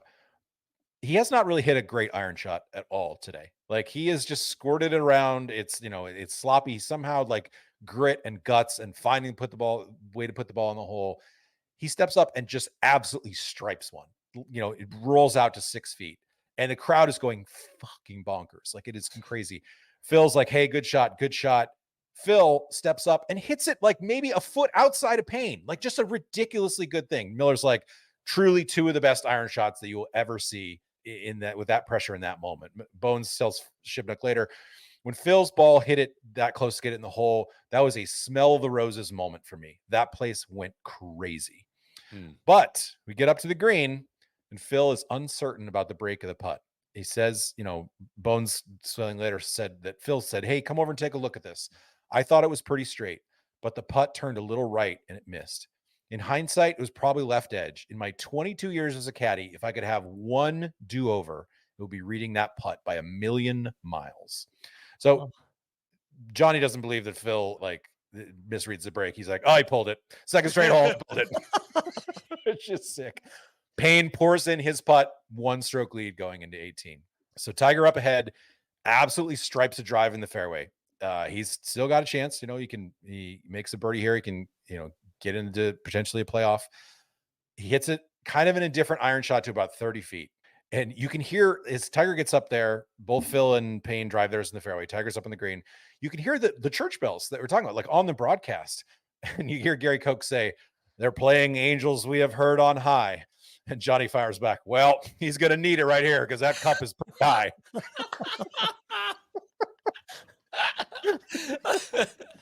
I almost want to just turn my headphones off and just go watch this. I almost feel like I was like, don't spoil this. I want to go back and watch this. This is Johnny rules. This is peak US Open shit, man. It's true. Off the top of my head, I'm struggling to think of a more iconic US Open in my lifetime. I remember watching this. I was an intern at the Great Falls Tribune in Great Falls, Montana, and I was working the sports desk, and we were watching up on the screen. And I remember Tiger's putt being really, really good, but I didn't really remember how fucking good it was until I watched this replay. I mean, he absolutely reads it so good, and it looks like on the broadcast it grazes the edge. It doesn't quite when they show the replay, but Johnny Miller's like, that putt is so pure, it defies description. But Tiger can't make it, makes a par. It's, probably going to miss out here. Payne hits another shitty drive. He keeps pushing drives to the right all day. He's had to lay up and get up and down probably 4 times throughout the day. So he hits a drive. Roger Maltby's like, that's great. And Johnny's like, nope, it's not. That's going to miss. That's going to be a miss by 1 yard. Totally right. Roger goes over there. Yep, that's the worst lie I've seen all week. It's terrible. So Payne has to hit it to about 78 yards he has after his layup. Phil hits a really pretty good shot, about 18 feet, just kind of right of the pin. So Payne has got to hit a pretty good shot here. And it looks like, I would say, hits a pretty kind of meh, from 78 yards to leave it, 18 feet or so. I don't think it was particularly great. Nobody thinks it's great, but they're like, well, he's got a putt. Everybody at this point is kind of expecting like, hey, we're probably going to get a playoff here. And apparently Payne's caddy at the time was like, oh shit, like we've got this really like expensive like charitable member guest thing that we were supposed to play in on Monday, and I don't know, like me and Payne and Azinger and some other, I think Jansen, he's like, I don't know who I'm gonna get. I'm gonna know who we're gonna get to fill in for us. Like I got all this like investment of the people are gonna be so pissed. He's like, I swear to God, that's what I was thinking about on 18th green. Phil hits a really, really good putt, better than I remember. It just misses high. And Payne, of course, like it's dead quiet, stands over this putt. It's actually really straight. I thought it had more break in it, but it is a straight in putt. Pours it right in the middle, does the iconic like fist forward, leg kick back that they eventually make the statue out of it. Goes over to Phil afterwards, puts his hands on his face and said, good luck with the baby. There's nothing like being a father. Sorry, I pulled this up. You and I recreated this picture when we knew that Hannah was pregnant. So at our first trip to Pinehurst. No, we did not know she was. Well, this is before she was pregnant. We said we took it for. Oh, that's right. In case she ever got pregnant. Yes. In case we got there. You were like, we're gonna start to try to have kids. So let's redo this picture. Yes, they did. I don't even need to rewatch. Dick Enberg is on the call. He makes the putt. Payne Stewart is the 1999 U.S. Open champion. Oh my. It was just awesome, dude. It was just awesome. It's just iconic, man. Payne says, you're going to be a great father. There's nothing like being a father. I swear to God, this is like very old time sports writery thing, but like all the old Great Falls Tribune guys, when Payne like pointed like that, were like, did he say like, take that motherfucker? Like that sounds like Payne Stewart. Not what he said at that moment. Azinger says later, when you talk about the greatest showings of sportsmanship in golf history, you have to say that number one is Nicklaus's concession to Tony Jacklin in the Ryder Cup. But right there, Payne would be number two. He could immediately empathize with Phil Mickelson. Payne knows the agony of defeat. Who knew it more than him? Payne goes over to his wife and he pulls her in close and he says, I did it, love. I held my head still all day, just like you said. What a shot at Steve Scott by Azinger. Yeah, move your mark. Bad guy. A lot of people say that, this in the sort of write-up that I think it's Jaime Diaz does after in Sports Illustrated, said that, Payne's the first person to win U.S. Opens with two different personalities. That he was a dick the first time when he won at Hazeltine, but he's actually like a very generous, gregarious person. Even his mom says he's a different man, a better son. I gave him an attitude adjustment, his mother said. You learned you can't go around and be rude to everyone. Bryson's totally fucking winning the U.S. Open this year, guys. Boy, the parallels. This is why we do these things, Soly, because the echoes throughout history.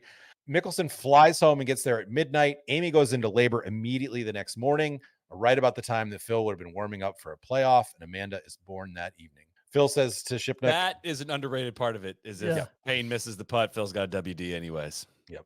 Phil says, here we are 15 years later. He's talking to Shipnuck in 2014, back when, he had a good relationship with Shipnuck.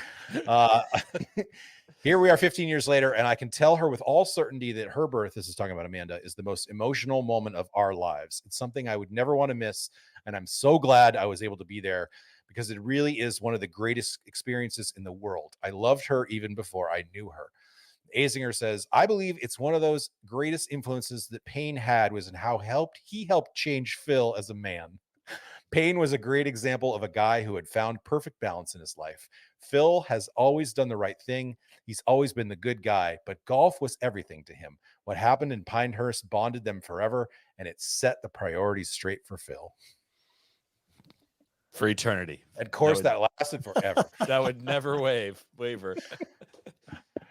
Oh, that's iconic U.S. Open, man. That's a really fun one to relive I'm definitely going to go back and watch that one. There's not a lot of them. Just seeing the trajectory of the balls too, of it's that kind of dark, moody day, like you said, and there's moisture in the air, but there's flyers out of the rough. There's low spinners that rise against the pine trees. It's a really aesthetically interesting broadcast to watch. Really Which I know there's like studies on this stuff that like when you're in a certain age period, like you just those are like the good old days for you always. Like you just, the older you get, but like it really just just seemed like they were so good at developing drama in this time period, right? And there was some stuff I found in 05 that was like, oh, so they're just like skipping golf shots. Like we would have been furious now as we go to watch it, but like it just felt like Gary and Johnny and like the way they passed things off to each other was just it's probably because it's the voices of my childhood, but it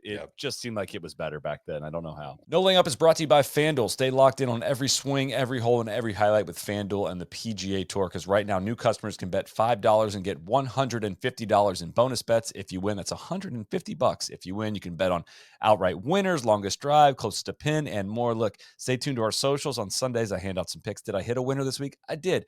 Was it minus 175, Thomas Dietrich to win? It was. Sometimes, you got to just take the 5-footer right in front of you, knock it in the back of the cup. That one felt good to hit on that one. Just visit FanDuel.com/NLU and make your first bet a gimme with FanDuel, America's #1 sportsbook. FanDuel, official betting operator of the PGA Tour. Must be 21 and older and present in select states, or 18 and older and present in D.C. First online real money wager. Only $5 first deposit required. Bonus issued as non-withdrawable bonus bets, which expire 7 days after receipt. Restrictions apply. See terms at sportsbook.fanduel.com. Gambling problem? Call 1-800-GAMBLER. Visit rg-help.com. Back to the pod. All right, 1999 Open Championship. We know how this one goes, but we're gonna relive it. Okay, we're going back in time, and we have some sound bites. We have some pictures to go through it. We're at Carnousite, of course, 7,300 yard golf course, up 300 yards since the Open was last there in 1975. The money, $3 million US dollars total, which is up from 2.75 in 98.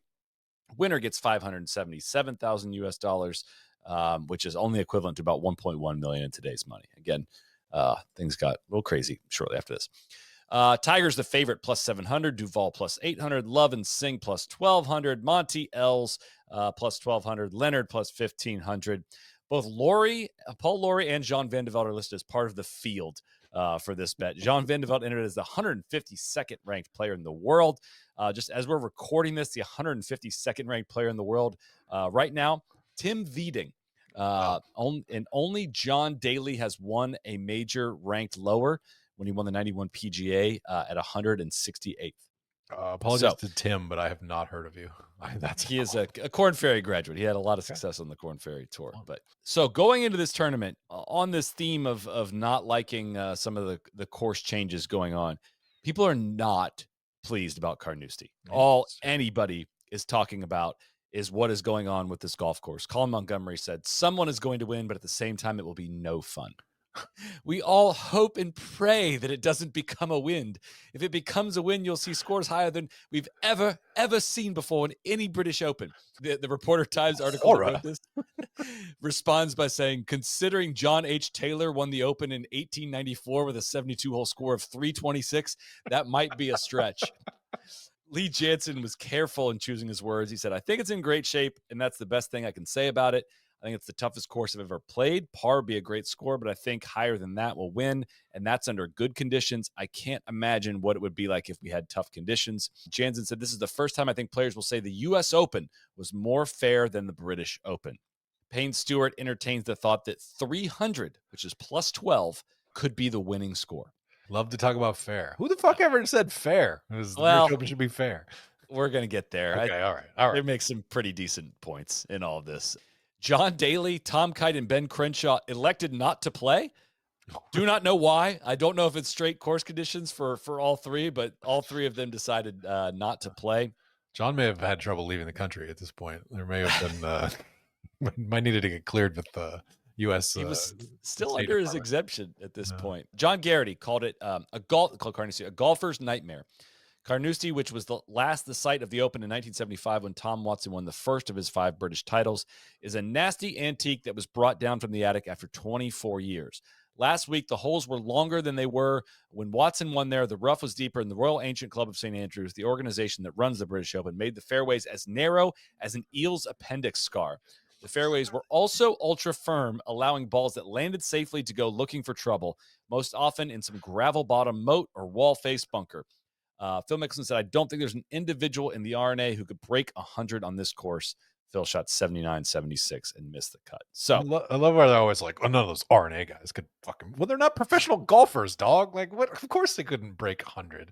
well, there's some shenanigans in some of this, which will allow me to circle back to that, if you will. Okay. But getting the tournament started, Rod Pampling shoots 71 even par to take the lead in round one. The wind is up. Golf course is playing ridiculously tough. Scott Dunlap and Bernard Longer are one back. Dudley Hart, Paul Lawrie, Justin Leonard, Mark McNulty, Lynn Matisse, Steve Pate, and Hal Sutton shot 73, which was 2 over, good enough to be in the top 10. The defending champion, Mark O'Meara, chips in on 18 from over the green to shoot 83. Whew. The scoring average was 78.3, more than 7 strokes over par. Mamma mia. Sergio Garcia, the young Spaniard, El Nino, shoots an 89, walks off the course in tears in the arms of his mother, did not speak publicly for 4 hours. Oof. Tom Watson, Mr. British Open. He's a Scot, essentially, at this point. Mm-hmm. Nobody knows links golf like this guy. Tom Watson said, it's an unfair golf course. Wow. It is too narrow for the penal rough. Bobby Jones once said, it is not meant to be a fair game, and we're not on a fair course. Add the wind, and it's not unexpected to see scores this high. So Sandy Lyle claims he was on the golf course 2 weeks prior to this and saw officials putting fertilizer and water on the rough. The images of the rough, it's insane. And the fairways are crazy narrow. And like, it's just one of those, like, where the puzzle pieces just don't fit, of like, you can miss a ball off the fairway by, like, hit a good drive, but it's so firm. Mm-hmm. And if it's a crosswind of any kind, like, you literally can't hold the fairway, and you end up in ankle deep rough a foot off the fairway, and you can't even hack it back out to the fairway. Like, Okay. It sounds like they truly got out of hand. Sir Michael Bonalack, the secretary of the R&A, he denied the claim, saying the weather dictated the long rough and that they couldn't even buy enough fertilizer to cover the area of the course. I think this is on Thursday. We can't even buy enough fertilizer to get this thing. We've gone all the way all over Scotland looking for fertilizer, and you can't sell it to us. As soon as he mentioned the fertilizer, I was like, okay, so they definitely put fertilizer all over this course. My fertilizer T-shirt is answering a lot of questions answered by my T-shirt. I think it's Thursday. I hope I have this right. Tiger Woods gets a visitor while playing the final hole, the 18th hole. It is a streaker, and not the kind that John Daly got, but it is a woman in a G-string and a black bra, runs up and gives Tiger a big fat kiss right on the cheek. And doesn't look like security was in a big hurry to get out there and help Tiger out. Oh, guys, hang back. I got this. He had some quotes in there, but first I was afraid for my security for a second. And I was like, what are you doing later? Jesus. 57 players failed to break 80 on this Thursday, and everybody is pissed off. So we'll get to 57 more players couldn't break 80. Dude, it was absurd. It was truly absurd. Okay. So Friday, Tiger Woods is arriving on site in a helicopter, wearing those sunglasses that he wore in this time period. Still got the bad logo on the hat, but we got a crispy mock neck sweater, going on. But on this Friday, a Frenchman by the name of Jean van der Velde shoots 68 to jump into first place at +1. He is swashbuckling, just super smooth swing, hitting incredible links shots, rolling in putts. Angel Cabrera shot a 69. He's +2. Jesper Parnevik's +3. Greg Norman, Patrick Scholand, and Tiger Woods are at +4. Bradley Hughes, Paul Lawrie, Justin Leonard, Lynn Matisse, and Brian Watts are all at +5 at the halfway point. The cut was +12 going into the weekend. Do you remember? I just mentioned this. Do you remember who the first round leader was? The Pamp Man, Rod Pampling. Rod Pampling. Yeah. Rod went full Camilo, and he shot 86 in round 2 and missed the cut. That's tough. So David Duval shot 22 over and said, you can't judge your game on this golf course. Good shots end up in the hay. Bad shots end up on the green. And again, it's pretty silly. Like, usually I love to make fun of the players for bitching, but like it just looks very silly. Greg Norman was winning the tournament at one point on this day, missed the fairway by a yard on 17, is trying to pitch it out into the fairway to play it safe, and completely whiffed the ball. Like, could not get down to it. So I should have got an image of this, but Jesper Parnevik's also playing with toilet paper stuffed up his nose because he had a hay fever attack that was extremely serious, and he was like in contention, but like had to play the rounds with toilet paper stuck up his nose. So I would say we could do a whole pod on Jesper, man. Like I know. that would be really fun. I'm He gonna had some let's put close that on the calls. list. Yeah.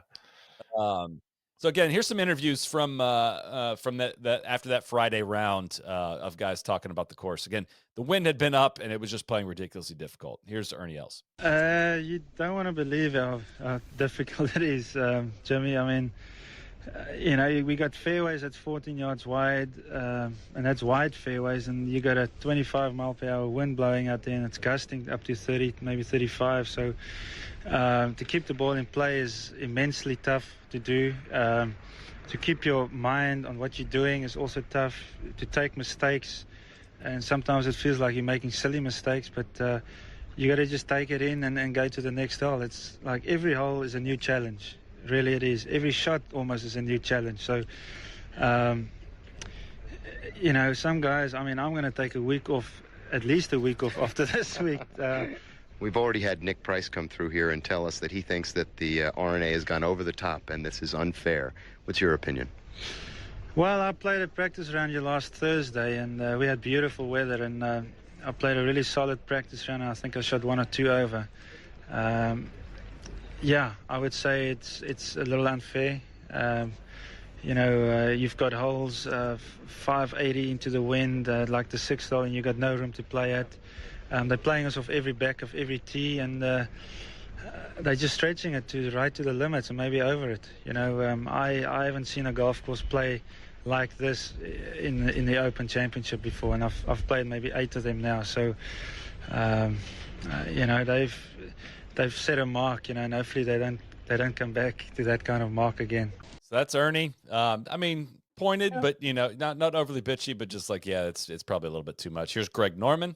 Oh, I don't know how to call it, Jimmy. I didn't hit that bad a tee shot, 3 yards off the fairway, and I'm unplayable. What do you call that? I don't call that golf, to tell you the truth. I don't call that very, smart setting up for the golf course. Let the guys advance the ball forward. Don't make it where it's unclear. Davis Love did it yesterday too, I heard, and couldn't move the ball. But my ball never moved an inch. All it did was just fall down in the divot hole. I don't know what the heck happened with it, but that type of stuff is just brutal out there. And I know it's the same for everybody, but it's just not right. It really is not right for players to take a swing at it. And you guys are supposed to do that, not us. Ham it up. Oh, God. But no, it's. I mean, yeah, I watched the clip of him with the whiff, and it was like, yeah, this is pretty. It's extreme. It was like TC and Randy's Open, like Dream Open. Just we're gonna get even more to it. They're gonna definitely be calling even harder for the Wingfoot superintendent to resign, as he claimed, because there's something coming. Hold on. So Saturday, winds are up again, flags are whipping. Tiger and Norman playing together on this day. Tiger's got a sick mock neck on. Yes. He's in his mock neck era. This is a black one. And again, Van de Velde is just conducting an orchestra, smiling, winking at the galleries, drains an 80-foot birdie on 14, and rolls in a 45-foot birdie on the 18th hole to shoot 70 and open up a 5-shot lead going into Sunday. Oh, well. I'm so happy for him. I'm sure he closes this out, Soly.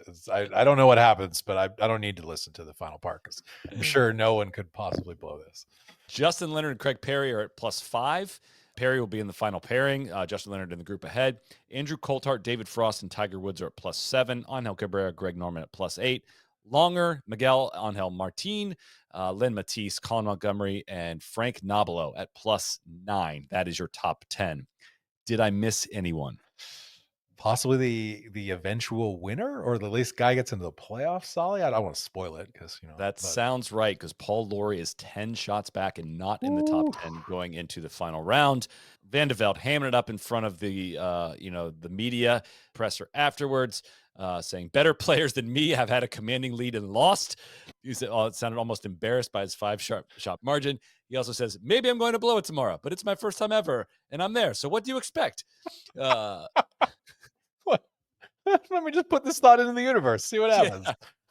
It's like, man, the writing was on the wall, actually, way more than we possibly realized at that time. But so again, day after day, all the articles are about Carnoustie and just the bitching. And so this is from a Melbourne newspaper that I found. I mean, the article just laying into the setup of Carnoustie, but gets to the good stuff quickly here. In this article, it just talks about all the bitching, all the things they've gotten wrong. And then they say that David Duval intimated that this was the work of an out-of-control greenskeeper. Ooh. John Phillip is the man to whom the remark referred, the links superintendent at Carnoustie. On Thursday, he managed to alienate the entire field with a few ill-chosen words.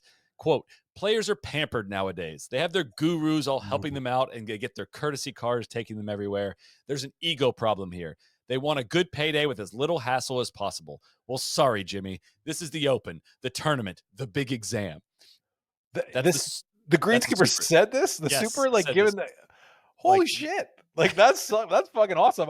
If I were in, like, the GM of Carnoustie or the RNA people, I would be like, do not be giving interviews in the middle of the tournament. Just stop talking. This article also intimates that the problem was it was a wet spring that left the fairways and greens soft, and Phillip was fearful that Carnoustie's reputation as the toughest links course in the world would be damaged. So that's where they got out of control with growing up the rough and narrowing the fairways and all that stuff. So forward to Sunday. Cat with a red mock neck on Sunday at Carnoustie. Absolutely loving this. And we have shed the yin yang logo. We're moving on past it. We got the swoosh, the double swoosh on the hat and on the shirt as well. So by the time Van de Velde gets to the 8th hole, the lead is gone. It's over. It's time. He has bogeyed the 2nd, the 3rd, and the 8th holes. Craig Perry, who he's playing with, has birdied the 3rd and the 8th hole, so he's 2 under on the day. Should say the wind is down on this Sunday for the first time. It's been windy the first 3 days, and the wind is now down. But Van de Velde gets the lead back when Craig Perry makes a 7 from the deep rough on the 12th hole. Again, Perry was 2 over par through 11 and in the lead. And Van de Velde goes bogey on 11 and 12 and ends up back in the lead because Craig Perry. That's why, because I always kind of just thought in my head, I remember watching this round, but that he just did like fine throughout the day, and then was like came to the last with the lead. I never imagined that it was this seesaw. I guess I just didn't have a great memory of that it was kind of all over the place. Yeah, Perry gets let off the hook here because he triples 12, bogeys 13, and doubles 17, and ends up shot out of the playoff. Jeez. Like he had his own kind of back nine collapse. He holed a bunker shot on 18, which we'll get to, but. Yeah, so Van de Velde makes a birdie on the so an interesting little thing. When Van de Velde's playing the 11th hole, he ends up making bogey anyways, but he hits it into the rough, and he wants to play back out to the fairway. But in between where he wants to play is a crane. They get a bad lie, and there's a crane in the way, and he's granted relief, which in hindsight was not allowed because the obstacle needed to be between the ball and the flag, not between the target. But he was given the relief. He ends up making bogey anyways, but found that interesting. That an official ball don't lie. Yeah. Anyway, so Van de Velde birdies the 14th hole, and it's up to a 3-shot lead now at that point. Again, Justin Leonard is playing an extremely steady round, and he birdies the 14th hole to get to 4 over par. Van de Velde in the group behind him also birdies it to get to 3 over par, and up ahead. Leonard makes bogey on 15, so now and Van de Velde makes par, so it's a 2-shot lead. Van de Velde makes par on 15, 16, and 17. He's on the green in 17, and Leonard is in the fairway. He's 2 back already. He's playing 18, and he goes for the green with a fairway wood from the light rough. I think he thinks he needs a miracle. Mm-hmm. And it like 5 hops into the burn. Like it had a better chance of staying short of the burn than it did clearing it. I really don't know what he was trying to do there. It's just like Kisner going for the green the other night at TGL. From 235, dunks it in the water with 3 wood. But he does get it up and down for bogey. And of course, Jean Van de Velde makes par on 17 and takes a 3-shot lead to the 18th tee. Of note, many hours before, Paul Lawrie shot a 5 under par 67 at Carnoustie to get in the house at +6. The leaders are on the 12th hole as he finishes his round. Okay, so he's truly back in the clubhouse for hours. So Van de Velde comes to the tee on 18. We all know the story. We know what happens. You remember every single shot, but we're going to do it anyways. Okay, we're doing the whole thing. 3-shot lead. What are you going to do on the tee? Oh, you hit like 7-iron, 7-iron, 7-iron, right, Soly? You definitely You don't. would think. Let's go down to Peter Allis. Now, what to do? What to do? He's out with a driver now. Now, I'm not sure this is right. God, it's so good. Although he's had a 4 and 2-3s on this hole. He's going to be at least 3 shots ahead. A 6 will do. Oh, God. Uh-oh. Uh-oh. Oh, you lucky little rascal. And that bounced and seemed to go way to the right.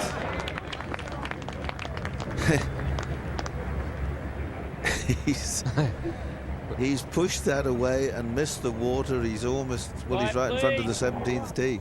Unbelievable. Blows it off the planet right.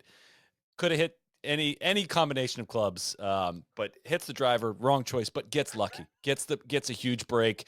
You look at the overhead of this thing, and it's like crosses the water twice, right? Before it ends up in this little inlet cut or whatever, and you're just like, okay, he got the break. So they get up to his ball again. Alice is just raving about the golfing gods smiling down upon this man as he goes to line up. One of the great calls of all time is this Peter Allis, this 5-minute stretch. Yes. Truly like this. You have to kind of search it out a little bit because like Azinger and Trico were on the U.S. broadcast, but the years later, it's Curtis Strange actually. Strange, okay. Trico, yeah. And man, this is just, he does such a great job of letting the moment sort of unfold and having these little kind of English quips that are just so perfect.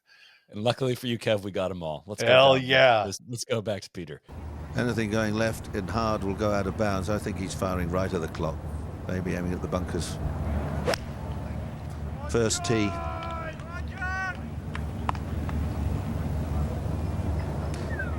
Well, I don't believe this. Well, hello, what is going on here? Well, let's have a look where he is. He's still short of the burn. Is he short of the burn?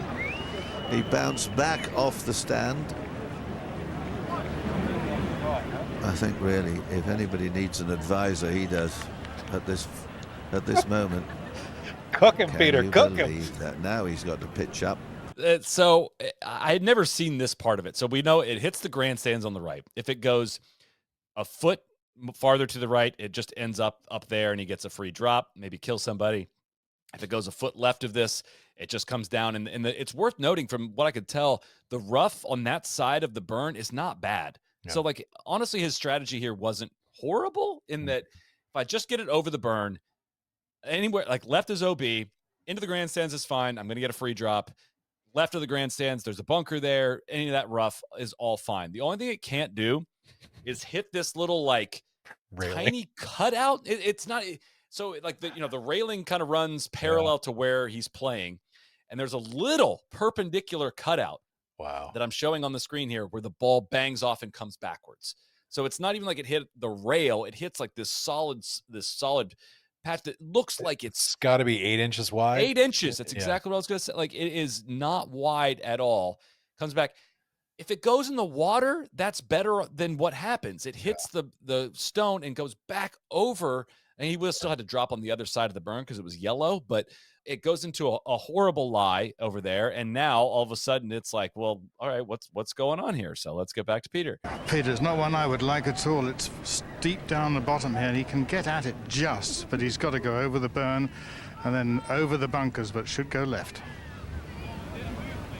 Well, of course, if he goes left and it runs, it could go out of bounds. This is really... his golfing brain stopped about 10 minutes ago, I think. That's such a great call. His golfing brain stopped about 10 minutes ago. So. Do you think, Soly, is this the one true like mental mistake that he makes? So could he pitch backwards here instead of trying to hit it over the burn?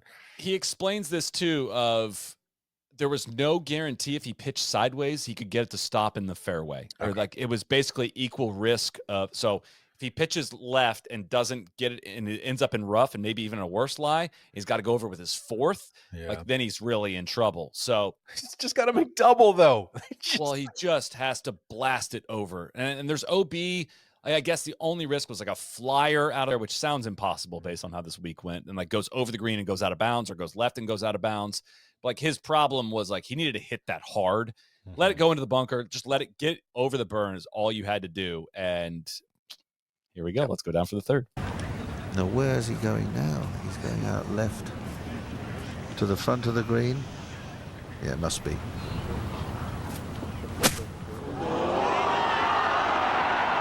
I don't believe it. This is...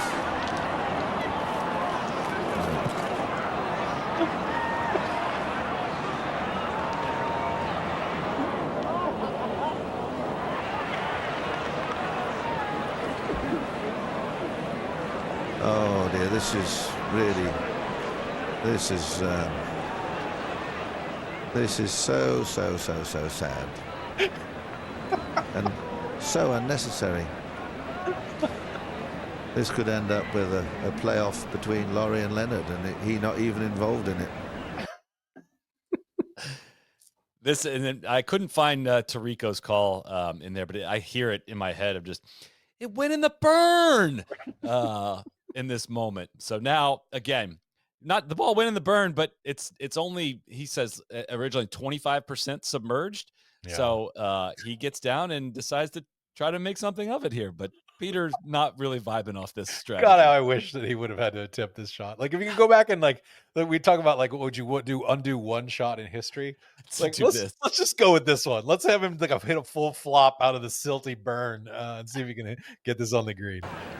What are you doing? What on earth are you doing? No, Jean, please. Would somebody kindly go and stop him? Give him a large brandy and mop him down. Mop him down. Mop him down is such a good. Just mop him down. He takes, so he doesn't end up playing it. There's a great picture of him with the hands on his hips. He's smiling because the tide rolls in and this ball ends up farther submerged. He would later tell the story of like, yeah, I'm smiling there because Craig Perry said to me, he's like, just wait there for a couple hours for the tide to go back out and you'll be able to play it. So that was his explanation. All right, here's more from Peter. No, this really is beyond a joke now. He's gone gaga because this is quite. I've never seen anything like it before, and to attempt to hit the ball out of there is pure madness.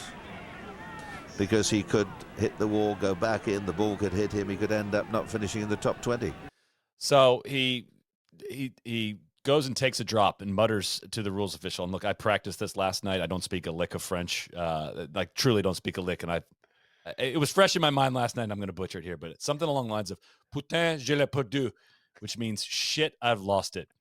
And if you speak French, I know that did not sound like "shit, I've lost it," but I think you did a good job, Sally. That's as credible as any of my terrible accents, you know. Okay, drops, decells, hits it in the greenside bunker. And I'm sorry, I don't know who the color commentator is here, but weighs it. And Peter has had this monologue going this entire time, but the color commentator chimes in here. Peter, there are moments of great hilarity, but I have a funny feeling it's going to turn to moments of great sadness. They're all making their way to get a vantage green at the 15th, the first playoff hole. This could become very sad indeed. Oof. God. So he pitches. So where they're going to be in the bunker, Vandervelt's going to be standing on Craig Perry's ball. Perry's gets in there and truly is trying to get out of the way at this point. Like I think he's more horrified than Jean is, and steps in, doesn't really even take his time, and fucking holes the bunker shot, like knocks it in. John's like, I needed to hole this to win the Open, and you just did it right in front of me. Alice doesn't say a word when this happens. It's just like, oh, okay. And on the American broadcast, they start laughing of like, what is going on here? So he's got hits it out to about 6-7 feet, maybe 8 feet even. He's got to make this to get into the playoff. So here we go. This for a 7. Please give him one good putt. Please. Won't you believe it? Oh. Oh. Well done. Well done.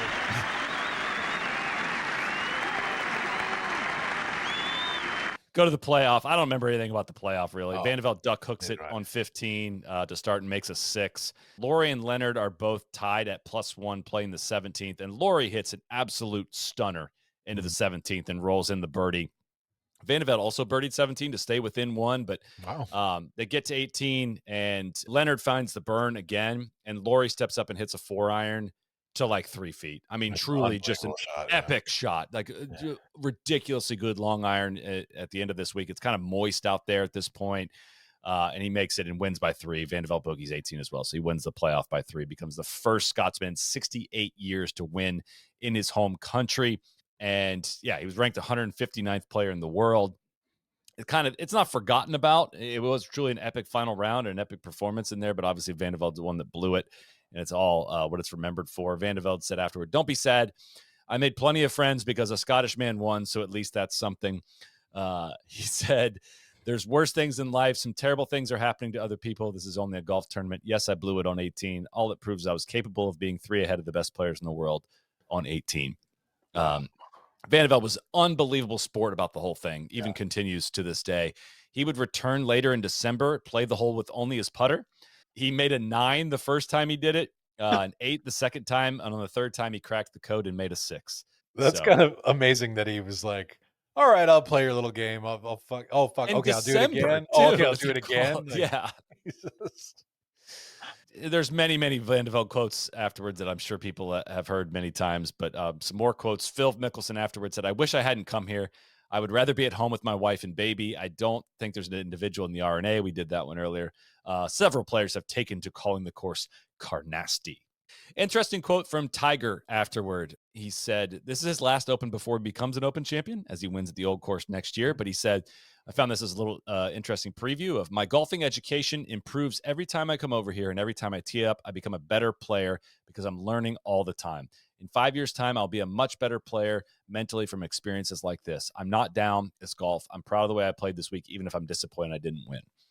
He would go on to win 3 of the next 6 Open championships. Yeah. I wish Tiger had won like six Opens. You know, it just seemed like won 3. It's not 2 at St. Andrews, though. I feel like he was so good at St. Andrews, like he just kind of overpowered it. Both those in 2000, 2005, and obviously was awesome at Liverpool. I don't know. It feels like there should have been another Open somewhere in his golfing resume because he just was so smart and so fun to watch play different kinds of shots. It just that Carnousite or the Brookdale one that we talked about in the last episode, I was kind of shocking that I had forgotten that one. That was like a hell of a chance. And then the Carnousite later, and when he came back, had that chance down the stretch that Molinari kind of outlasted him, but not a ton of close calls.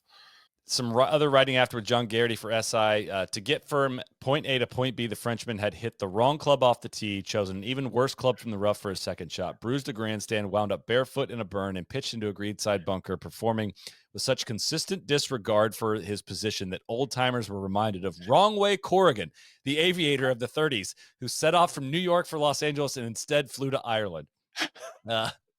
Van de Velde said, well, it's better than a kick in the ass afterward, echoing Massey's long-forgotten sentiment.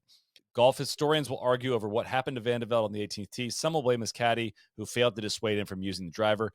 Others will blame Napoleon, who set a bad precedent at Waterloo. God, I love old sports writers. So this final part, I did make an effort. I tried. I reached out privately to Mr. Rick Riley. I figured the only way to close out the 90s, I thought, was to get him to read his column summarizing this one, which I think is one that we all read in 1999. I remember. I can't do the impersonation of it. I will read some of it if you'll allow me. But I wanted him to read the whole thing into the record. But I did not hear back from Mr. Riley on whether or not he would be able to contribute. Come on, Rick. I mean, listen, nobody's in writing probably influenced mine more than Riley's did back in the day. We're Facebook buddies. You should have told me. I know you wanted it to be a surprise. I could have hit him with the Facebook message. I hit an agent up. I hit him up. I never heard back. But it's off in Italy, just living his best life. Says the only golfer on earth who can't make a double bogey when he has to is France's Jean Van de Velde, which is too bad because he needed a simple double bogey on the 72nd hole on Sunday in Carnoustie, Scotland to win the British Open. The trophy was polished. The 10-year exemption was ready. The wife was lipsticked up. All he needed was a 6. He made a 7. The last hole at Carnousite is a 480-yard par 4 with a wee burn that crosses the fairway 3 times. All you want to do to make double bogey is hit 2 little 5-irons in front of each other, then a little wedge, and 3 putt for immortality. Instead, Van de Velde hits driver. A freaking driver! A driver brings the first crossing of the wee burn into play. A driver brings Carnousite's wrist-breaking botany into play. Van de Velde needed to hit a driver like Strom Thurmond needs a nipple chain. I can't tell you when I was in college, like how much I like anguished over like how I wasn't as good at similes as some sports writers. Like I was like, oh God, it's like. I just poured over like, how can I get better at similes? And it just obviously that did not fell out of favor over time. But man, what an era of like, let me just think of like the goofiest, wackiest cultural thing, and then throw a such like as behind it. It continues. Why doesn't his caddy stop him? Well, there was a lot of the wind, says John Van de Velde's odd caddy, Christopher, who wouldn't give his last name. A 30-year-old Parisian who wears a beatnik's tuft under his chin and a white beret over his bleach blonde hair. Wind, Chris? Wind? You've got 3 shots to reach the green. If I'm Chris, I snap the driver in half and say, fine, hit the driver. Okay, Van de Velde hits the driver and pushes his shot a kilometer right, nearly onto the 17th tee box. Now he's got 240 yards to the green with nothing but burn and heartburn in between. Any erect walking mammal with an ant's nostril of sense hits a 120 yards wedge into the middle of the fairway, then another 120-yard wedge onto the green. 3 putts and orders up champagne. Instead, Van de Velde hits a 2-iron. A freaking 2-iron. A 2-iron is the worst idea since Loop Rock for Ernie Braulio. Why, oh why doesn't his caddy stop him? Well, we talked about this, but the lie, it was just so parfait, says Christopher's perfect spelled parfait. Parfait. The lie, Chris? The lie? If I'm Chris, I said, my that is a nice lie, is it not, John?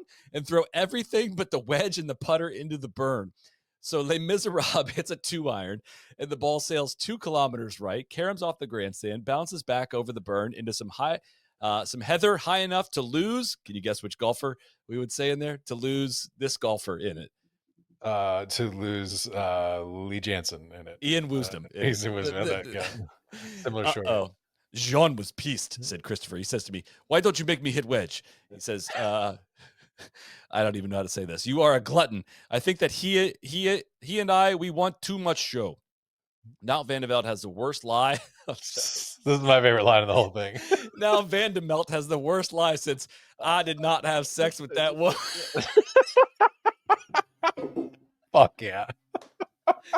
He can barely see the ball. He hits it right into the wee burn. So leg 3, the ball is sitting mostly underwater with the 6-foot-high creek wall in front of it. And obviously he's going to have to drop. And no. Please tell us John Van de Velde isn't taking off his shoes and socks, rolling up the legs of his pants and climbing into the wee burn to hit it. He's going to play it out of the burn. Why, oh why doesn't his caddy stop him? Well, he wants to do this, but the wall is very tall, says his caddy. Van de Velde finally has a sudden growth spurt of brain cells and decides to drop back instead, back into the haggis. This time, he easily hits it over the wee burn straight into the beach. Now he's got to get up and down out of a greenside bunker just to make a playoff, which he does. Of course, by then he needs a whiskey, a massage, and an emergency psychoanalyst and proceeds to lose to someone named Paul Lawrie, who's as shocked as anybody to even be in the playoff, seeing as how he might as well be a vacationing upholsterer from Glasgow. As it, for a time, decides Christopher, this was the best day of my life. Now it is the worst. John Van de Velde put a brave face on for fans, but once in the scoring trailer, he sobbed into his hands. Next time, he said bittersweetly, I'll hit the wedge. You'll say I'm a coward, but I'll hit the wedge. He said, no, next time, give Christopher the wrong dates. Oh. Poor Christopher, lost to history as to he would not give his name. So that's it for 99. Carnousite, that was a ride. Take us to 99 PGA. This is a extremely blind spot for me. I know who wins. I know where it is. And that is legitimately, I think, all I know from this. All right. Well, so I'm happy to bring us home here. You know how much I love the PGA Championship. By God, they're so good with highlights. And then actually, once again, we have to watch a kind of a weird, super hyper edit. We can't even get the full round of this. So you might. This was an easy research assignment for you for this prep. The prep for these things takes a long period of time. Yeah. This had to be a tenth of the normal time that you have to put into one of these. Well, you're raising the bar, hoping that I'll do a good job here by throwing that gauntlet down, being like, you only had one fucking thing to research here, so let's no, deliver. and PGA doesn't give you even much to do. Like, it just doesn't take long to research True. a PGA one because like there's just not that much available. I got to talk to this new Derek guy, this new CEO they got here, and see if we can get some more full rounds on the. Talk to the pro at your club. See if you can get that figured out. All right, Sol, you might remember there was a bit of a kerfuffle in the lead up to the 1999 Ryder Cup about whether players should be paid for their appearances there. But money was not a concern, according to the Associated Press, going to the PGA. And now for a tournament where money is not the issue, I assume Doug Ferguson writing in the Associated Press here, players were playing for a record purse this year, $630,000. Which is roughly what you get for finishing 23rd in the Tour Championship in 2024 these days. The AP even speculated that some players might even pay to play in this event because there is so much legacy and history. Players are going to be willing to play in these tournaments because of what history the event brings, what the trophy brings to a player. And I'm not talking financial. There is no price tag you can put on that. Said one Phil Mickelson. Oh my God. This is about the PGA or about the Ryder? This is about the PGA. We'll get to the Ryder Cup in just a moment. The favorites, of course, David Duval has won 4 times on the PGA Tour this season, which you have so eloquently described earlier in this podcast, including the Players' Championship. However, he's a bit nonplussed about the whole thing. I don't think you could rate my performance much above mediocre, Duval says. At 7,401 yards, this is not the longest course in the history of majors, but it is being billed as the longest course at sea level in the history of majors. Because we're going to Medinah, that is because the 1967 PGA Championship at Columbine Country Club in Denver, Colorado, played at 7,436 yards. But all the players are quick to point out that that was not a true reflection of its length because of the thin air. The AP says at this rate, it might not be long before a major championship is contested at a course that is 8,000 yards long. Thinking about it as some sort of unthinkable thing. I hope I don't ever see that, says Justin Leonard. It will make caddies obsolete because they won't be able to walk that far. Certainly not if the temperature index is not in pants. By the way, Kiowa in 2017 played at 7,800, in 2021 when Phil won, played at 7,876 yards. Aaron Hills got up to 7,839 yards at the 2017 Open in the third round, but that's thus far the longest courses that we've had in majors. Also contending, of course, is Tiger Woods, who has won 3 of 6 tournaments. He's played since the Masters. Eventually, either someone's going to make a mistake and I'm going to sneak into a victory, or I'm going to outplay somebody. You can't win every time you're in the hunt. The key is giving yourself chances, says Tiger. Monty, too, who's fresh off a win in Europe, says, if I win a major, it happens. If I don't, I won't lose any sleep over it. So I don't know how much you played Medinah. I don't know if that's true. I think that guy's lost some sleep over it. So I don't know how much you ever played Medinah back when you were hanging out in Chicago doing, computing and auditing for various financial barons. But Medinah underwent a big sort of renovation to sort of get it ready for this. It actually, we got into some of the history in the buildup to Medinah. It was originally just a gun club with a pool, and in the early years, members could boat and fish on Lake Kataja, is that how it's pronounced? And go skating in the winter. There's also a ski jump and toboggan runs at Medinah. There were different events and parties, including one in which a camel, Miss Medinah, was brought in to entertain members. There was also a bear that lived in a cage on the grounds for a brief time. And is this a zoo? It must have been. I don't know. This is, maybe this is the World Fair type era. But unfortunately, the bear bit a little girl's finger, and the members had to find a new home. I mean, who could have seen that one coming? Also, if I'm a dad of daughters, don't let your daughters stick their fingers in the damn cage. I think this was back in the 30s and the 20s, so there wasn't. But anyway, they used to have during the Depression. They had sheep graze the course at Medinah to sort of keep it from kind of becoming overgrown. Back to present day, Sergio Garcia is entering the week coming off of some interesting baggage, as we've heard just a bit ago. At Carnousite, shot 89-83 to miss the cut. He had won the Irish Open that year, just his 6th start as a professional. So it was sort of a surprise how awful he was at the Open Championship, as you detailed. But as a 19-year-old, he was still seen as a possible pick for the Ryder Cup. But after his performance, those curmudgeonly British press were really kind of asking whether he was kind of up to the pressure of everything.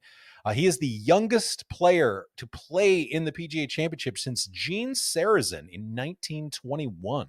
The PGA also this year announced that starting in 2000, the PGA Championship will no longer be a sudden death playoff. It will, starting in 2000, be a 3-hole aggregate playoff. Gosh, I wonder if that will be relevant when we go to Valhalla next year in 2000. On Tuesday, Ben Crenshaw, the Ryder Cup captain for 99, sits down in his press conference with the media. And Soly, gentle Ben does not come gently to the mic. This is, of course, the site of his famous rant about Ryder Cup players wanting to be paid, which the AP already said was a non-issue going into this there, that we weren't going to have any more talk of this. It was all good. And, it just proves that everything that is new is actually old. We've been here, done this before. The Associated Press calls Crenshaw's an emotional outburst that added fire to a controversy the PGA of America had already tried to put out earlier in the week. People are sick of issues like this in the sports world, Crenshaw says. When you can't just show up and play for your country, I don't know. That's not reward enough? Well, then my heart bleeds for the game of golf. During this sort of rant, without naming them, singles out some players that he is specifically kind of pissed at, including one who hadn't even played in a daggum Ryder Cup before. Whether some players like it or not, there are some people who came before them who mean a hell of a lot to this game. It burns the hell out of me to hear some of their viewpoints. I am personally disappointed in a couple of people in that meeting, and they know who they are. Playing for your country, I can't imagine anything more than that. It's an honor in itself, a duty. AP reported that Crenshaw had trouble controlling his anger at times during the presser. Every fine player worth their salt has given their heart to the Ryder Cup. This, as you can imagine, does not go over well with the players who had met with Crenshaw early in the week to try to sort of work out the issue of whether they would get more than a $5,000 stipend, which was what they were getting at the time. The Ryder Cup was generating about $23 million in revenue at this point, and the players were kind of like, led by Phil Mickelson, Tiger Woods, Marco Mira, and David Duval. Where is our piece of the pie? Duval said that he had an angry phone call with Crenshaw afterwards because he felt singled out. Phil Mickelson grumbled that it should have been kept private. Tiger said that he understood Crenshaw's perspective, but what they really wanted was just to have money to donate to charity. David Duval did that sick thing where you talk about yourself as if you're a character whom exists outside your own body. I never said I thought David Duval should get paid to play in the Ryder Cup, said David Duval. I just said I should get money to take back to our communities. Mark James couldn't resist getting in a little dig when they asked him about the Europeans, whether they needed to be paid to the Ryder Cup. We get a stipend that we can cover our incidentals, like a little frock for the wife, etc. Tom Watson said at the time the 1990 Ryder Cup fate would hinge on whether Tiger Woods stepped up and act like a leader this time around. Seems like Tom's been kind of lecturing Tiger pretty much throughout his entire career. Can't imagine why things are frosty between them. And Tiger said in response, I remember 1997 after the fact. Some of my friends told me about some of the things that were written and how I wasn't a leader of the team and I wasn't a leader in the tournament. Well, I wasn't a leader of the team. I was 21. It was my first time ever playing in the Ryder Cup. I didn't want to step on anyone's toes. I did not have the authority to do such a thing. This year's Ryder Cup, I will be a little more boisterous. I will try to add some support for leadership. I will offer as much as I can without being disrespectful to players who are veterans who have been on the team numerous times, like Marco Mira and Payne Stewart. Tom Lehman said on which we know leads to, you see that can? Can of whoop ass. Thank you for, I almost forgot that. I originally had it in my notes. If you did not listen to our Ryder Cup 1999 pod, it's one of our favorites that we've ever done. I will not spoil the story for you, but Tiger has an absolutely all-time nerdy Tigerism in that. So please go check that out. Which one was that? Was that our Golf Feuds one? It was Golf Feuds. That's right. Yeah, that's right. It was yeah. the press, the English press versus the United States. Tom Lehman said of the whole controversy, I'm so sick of it, I could just barf. Phil Mickelson said, I thought what we said was kept confidential. I'm disappointed that something leaked out. Thankfully, Soly, Phil never had trouble again with comments he perceived were off the record. But all right, so for all the money that Medinah spent on a remodel, the players were not particularly kind to the supers leading up to this tournament. That is a lot of bitching this year. And this was not an era when the media took the players' sides in this kind of thing. Night Ritter columnist Jack Saylor referred to the players as spoiled brats for the way that they talked about the greens. So like Randy would not be happy to hear some of these quotes taking shots at the super. Mickelson said over half the greens are brown or discolored. Lee Jansen said, the greens are not great. They're hard, but I don't think the weather had anything to do with it. They could be in better shape. Poor Superintendent Dan Quast said, I think we did a good job of getting the greens ready. Fred Couple said, they'll get roughed up. I can see a lot of 3 or 4 footers being missed and patience wearing thin. Some of the players also took some time to shit on the redesigned 17th, which is now a 204 par 3 where water doesn't come into play. I think it's very bad, said Paul Azinger. It's a shame. It was a great hole before, an impact hole. I don't like anything about it now. Paul Lawrie, who is the Open champion, as we heard in a bit, said that it's been quite an adjustment to deal with his newfound fame. I went to the store the other day and to do some shopping, and it took me 30 minutes to buy a pair of boxers. Definitely pulled up out of that Scottish accent. That was like Australian. Sorry. I went to the store the other day to do some shopping, and it took me 30 minutes to buy a pair of boxers. Know about that either. Jean Van de Velde spoke to reporters for the first time since his collapse, Soly. I want our listeners to know that they are very lucky that you drew Carnousite in this, because I probably would have done a very bad French accent the entire time talking about his collapse. As it stands, I'm only going to do a few quotes here. I do think about it sometimes, but not in a bad way. You know, I think I have analyzed what happens there, and it happens again. We'll see what I do. But I don't feel bad. I gave 100% and walked out of there with my head and my chin pretty straight. That is all I could do. Van de Velde said, my face was pretty funny right after I hit that drive on 18. It went so far right, I didn't even know where the ball was until someone told me. And when I looked at my face, I was still smiling. Van de Velde, of course, kind of hamming it up for the press at this point. If I ever arrive at the major 3 shots ahead, I guess if that happens 10 times, maybe I will win one of them. I love this dude. All right, so into our first round. Sergio Garcia is our leader. The young 19-year-old Spaniard sets a course record with a 66 in round 1. I think I proved myself today. The British Open is done. I don't want to hear any more questions about the British Open. At the British, of course, he had cried in his mother's arms after he shot 89 in the first round. I am a very happy man, or happy kid, I should say. I always like being 2 strokes ahead. If tomorrow I can be 4 strokes ahead, I can tell you I'm not going to feel any pressure.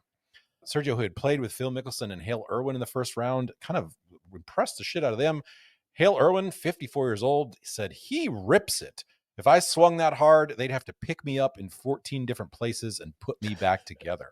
Understandably, he's 19 years old and he's from a non-English speaking country, but Sergio's English is not as strong as it is today. Like, kind of coming out, he was still kind of learning English, but it's an interesting time capsule. I remember his 99 Ryder Cup, like listening back on that, it's like, oh yeah, you forget he wasn't always like perfectly fluent in English. Yeah. So speaking of Hale Irwin, the motherfucker shoots 54, shoots 3 under. He's on the first part of the leaderboard. Like Hale was that dude. He was kind of tearing it up on the. Our guy Brian Watts also shows up in the leaderboard, so I remember him from the of course from Birkdale, which is he spent all that time on the Japan tour.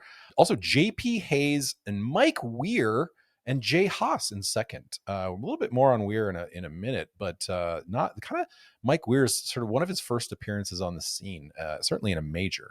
Tiger Woods and David Duval are lurking after shooting a 2 under 70. In the second round, we have Jay Haas as our leader. He shoots a 67 to take a 1-stroke lead over Mike Weir. This is really, as I said, Mike Weir's first appearance on the scene at a major. He had won 3 times on the Canadian Tour, but he had not really broken through yet on the PGA Tour. A month later, he would win the Air Canada Championship, and he was the first Canadian to win on the PGA Tour in how many years, Soly, would you guess? 26. 45 years. Oh, my God. Yeah. So he shot a 68 to be solo second. The best round of the day, probably belong to one Tiger Woods, who shot a 67, and he played his last 6 holes at even par despite a deluge of rain that was just dumping on him. Soly, one of my favorite Nike commercials ever, the Rory Ripple commercial, where he is sort of growing up watching Tiger. The scene where he and his dad are watching Tiger from the bar that his dad sort of ran in Hollywood. That's this round that they're watching. The water is dumping and sort of pouring down the brim of his hat. And Rory is then kind of goes out and hits balls in the pouring ass rain at the driving range to sort of prove that he too could do this. Tom Watson said of Tiger's 67, Tiger Woods emasculated the golf course. Sergio shoots a second round 73 to drop into 5th place. So his plan to be 2 more shots ahead did not go all that well. Hale Irwin is back. He shoots another 69. And he's tied for 5th after this day. He said that some guy in the gallery shouted out, "Hey, you're not 50." And he said, "You're right. I'm 54. Phil Mickelson said of playing with Sergio Garcia, "I gained a lot of respect for him this week, not only as a player. Let me tell you a story. I played the front 9 today in 4 over, and on the 10th tee, he came up to me and sort of shyly asked, 'Do you mind if I say something?' I said, 'Go right ahead.' He said, 'Come on, let's go have some fun on the backside.' I thought that was pretty cool. Years later, I thought, let's destroy golf together. Let's not do it at all for our selfish reasons."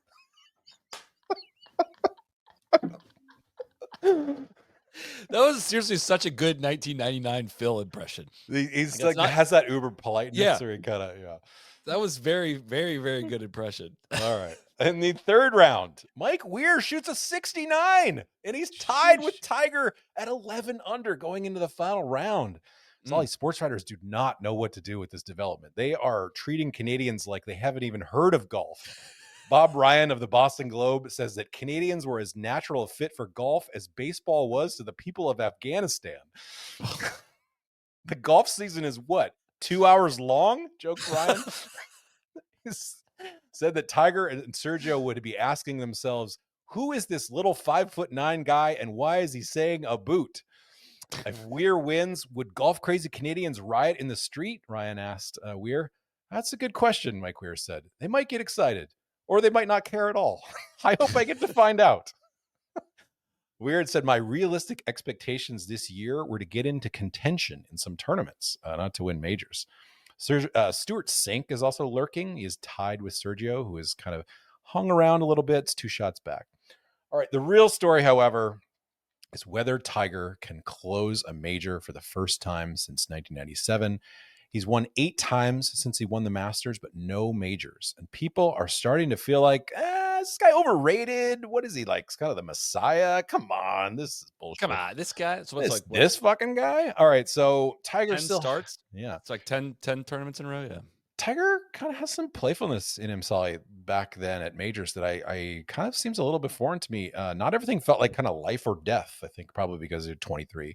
According to Jim McCabe, Associated Press columnist, before his 3rd round, he was doing that trick on the range where he juggles a ball on his wedge and then hits it like a baseball bat. And when he whiffed, the crowd booed, and so he smiled and did it again, and the crowd was delighted by him sort of batting the ball, down the range. I can't imagine him doing this while sort of in contention, tied for the lead at a final round at a major.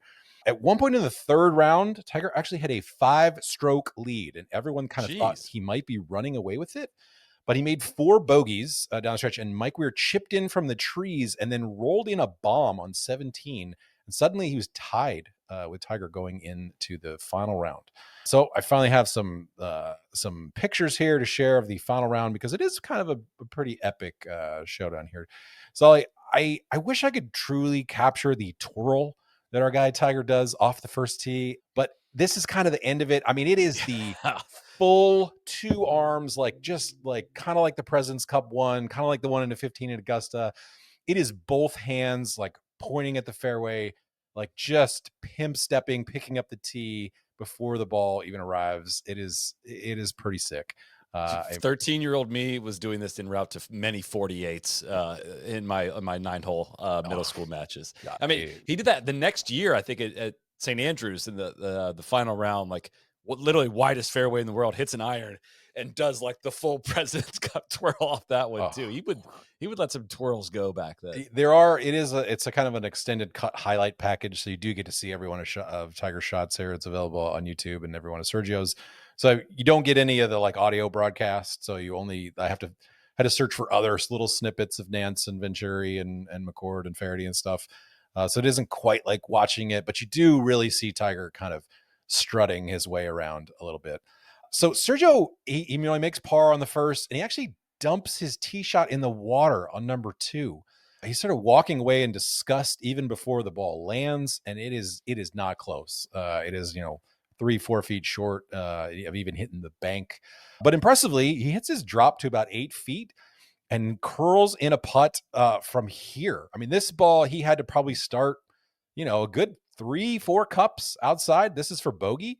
Rolls this in, which I'm like, ew, damn, this could have gone sideways like real quick. But, we're doing fine. Tiger, however, birdies number 2. It is, and we are, as I was sort of talking about, we have the full like arms in the air, like walking after the putt, like just being like, yeah, dog, like I got this. Like we're fine. We're going to be humming along. Sergio, par 5, goes for it in 2, ends up short in the bunker here. Like, we're going to get up and down here. Fucking short game is looking ridiculous. Like really, really good. Okay, so we're making a birdie here. We're hanging in there. Like, even though after the early bogey, like we got some stuff. So unfortunately, Mike Weir, by the way, at this point, we're already bogey. We are pulling the ejection cord early, kind of like Goose in Top Gun. And he's hitting the canopy and he's going out to sea. I mean, it's bad. He ends up shooting 80, tumbling all the way down to 10th. Never shot a score in the 70s all week. The ever so rare 68, 68, 69, 80. And at various points, the fans were like shouting choke at Weir, which Tiger did not think was very nice. Some of the things that were said were not too kind. Obviously, fans were rooting for Sergio, and they well should. But some of the things they said to Mike, I did not think were fair. Appreciate that, Tiger, sticking up for the Canadians. Tiger also hits it in the bunker on 2 and gets up and down. I mean, we got some short game on display here. Tiger makes a bunch of like, it's interesting because the beginning of the round, his short game is fucking dialed. And by the end of it, it's like, it's not so great. Go back to that bunker shot real quick. Just like looking at what what a bunker was like in the 90s, like just like at grade. This is after a redo too. Like this could not be much more straightforward. They did not play golf courses like this for very long. Spent a lot of millions of dollars to get to here. All right, Tiger's coming to the 5th hole. Tiger steps on a drive again, and he just pimp steps after it. Soly. I mean, our man is feeling himself, but kind of dumps a long iron in the right bunker. And Sergio's kind of stalled at this point. He's making pars on 6 and 7 and 8 and 9. And when he starts the back 9, he's actually 5 shots down.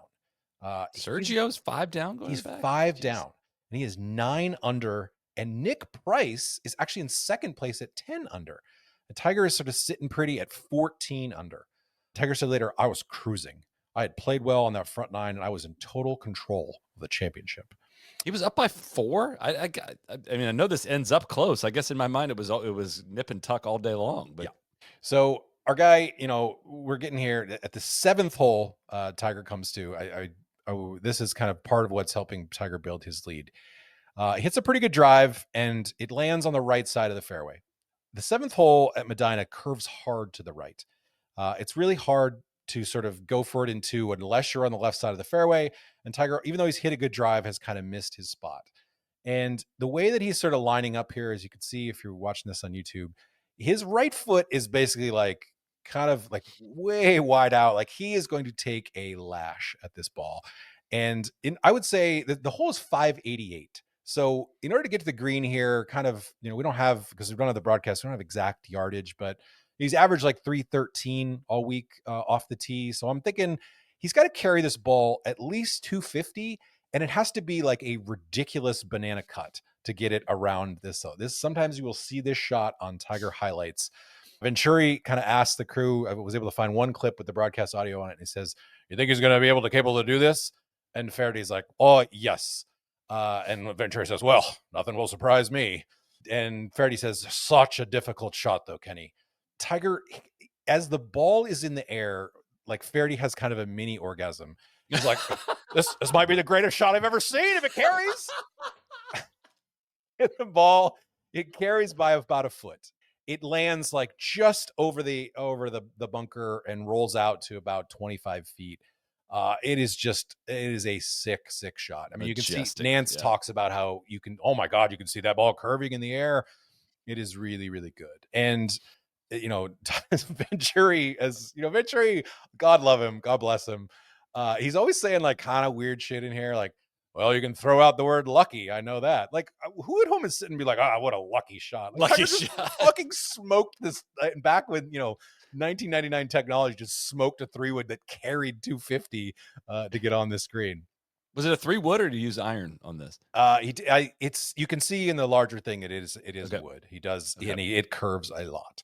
So in the early part of this round, Tiger's speed on lag putts is so good. I mean, I feel like this is one of those differences that they kind of started to notice late in his career. They just rarely gave himself stressful like par putts in these situations. It just kind of got a little bit hair worse, and so he lags us to a foot. He's 14 under, and this is what officially gets him to be 5 shots ahead of Sergio. So we get to 10. Tiger hits probably his first shitty drive of the day, kind of a block right that ends up in the deep rough. All he can do is kind of take a lumberjack lash at it. It doesn't get to the fairway either. He's able to wedge it pin high. This is the third par 5, but kind of a missed opportunity. He makes par. Nick Price at this moment birdies 11. He's 4 shots back, and it feels like he's the only one with an outside chance. Tiger's at 15 under.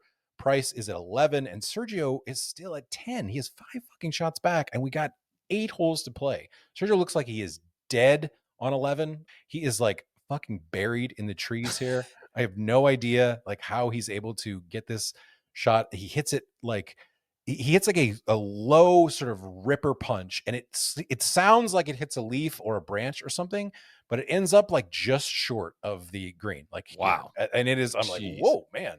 And he almost chips this in, Soly.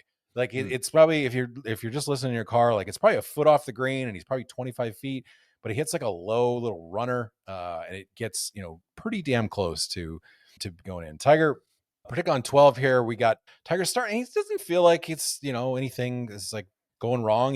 Tiger's still kind of motoring along. He hits like a textbook drive on 11, an iron shot behind the pin that sucks back to about 10 feet. He's got a big ass breaker that he probably needs to start 3 feet outside the hole.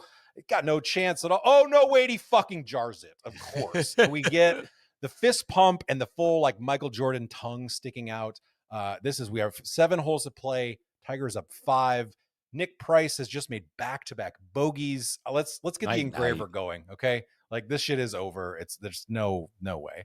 Tiger roasts a drive on 12 and maybe his best of the day. And you can hear Stevie say, "Great drive, Tiger," as he just splits the fairway. But he's kind of got the ball below his feet on 12. It's not exactly like an easy shot. It's sort of like quite the sort of elevation. He hits like what I would describe as like a punchy cut that doesn't cut. And it ends up sort of on the left side of the green, like, probably 30 feet away or so. But he's got a long ass sort of lag putt that has a shit ton of break in it. Whatever, no big deal. Guy's been like lag putting great all day. No, like the first putt has way more break that he can see. And he sort of leaves himself 5 feet and lips the fuck out. It's his first bogey of the day. No big deal. Whatever. Still 4 shots ahead. We come to the par 3 13th, where just a minute ago, Sergio has flagged it from behind the pin. Interesting. Wow. It's like from 220, 219 or so. And I mean, this would be a nice putt to break, go in or whatever. Yeah, he fucking jars it. And what does he do, Soly? Oh, that's right. This is one of the most memorable moments of this round. Sergio fucking puts his fist out and looks back and gives Tiger the "what's up" stare.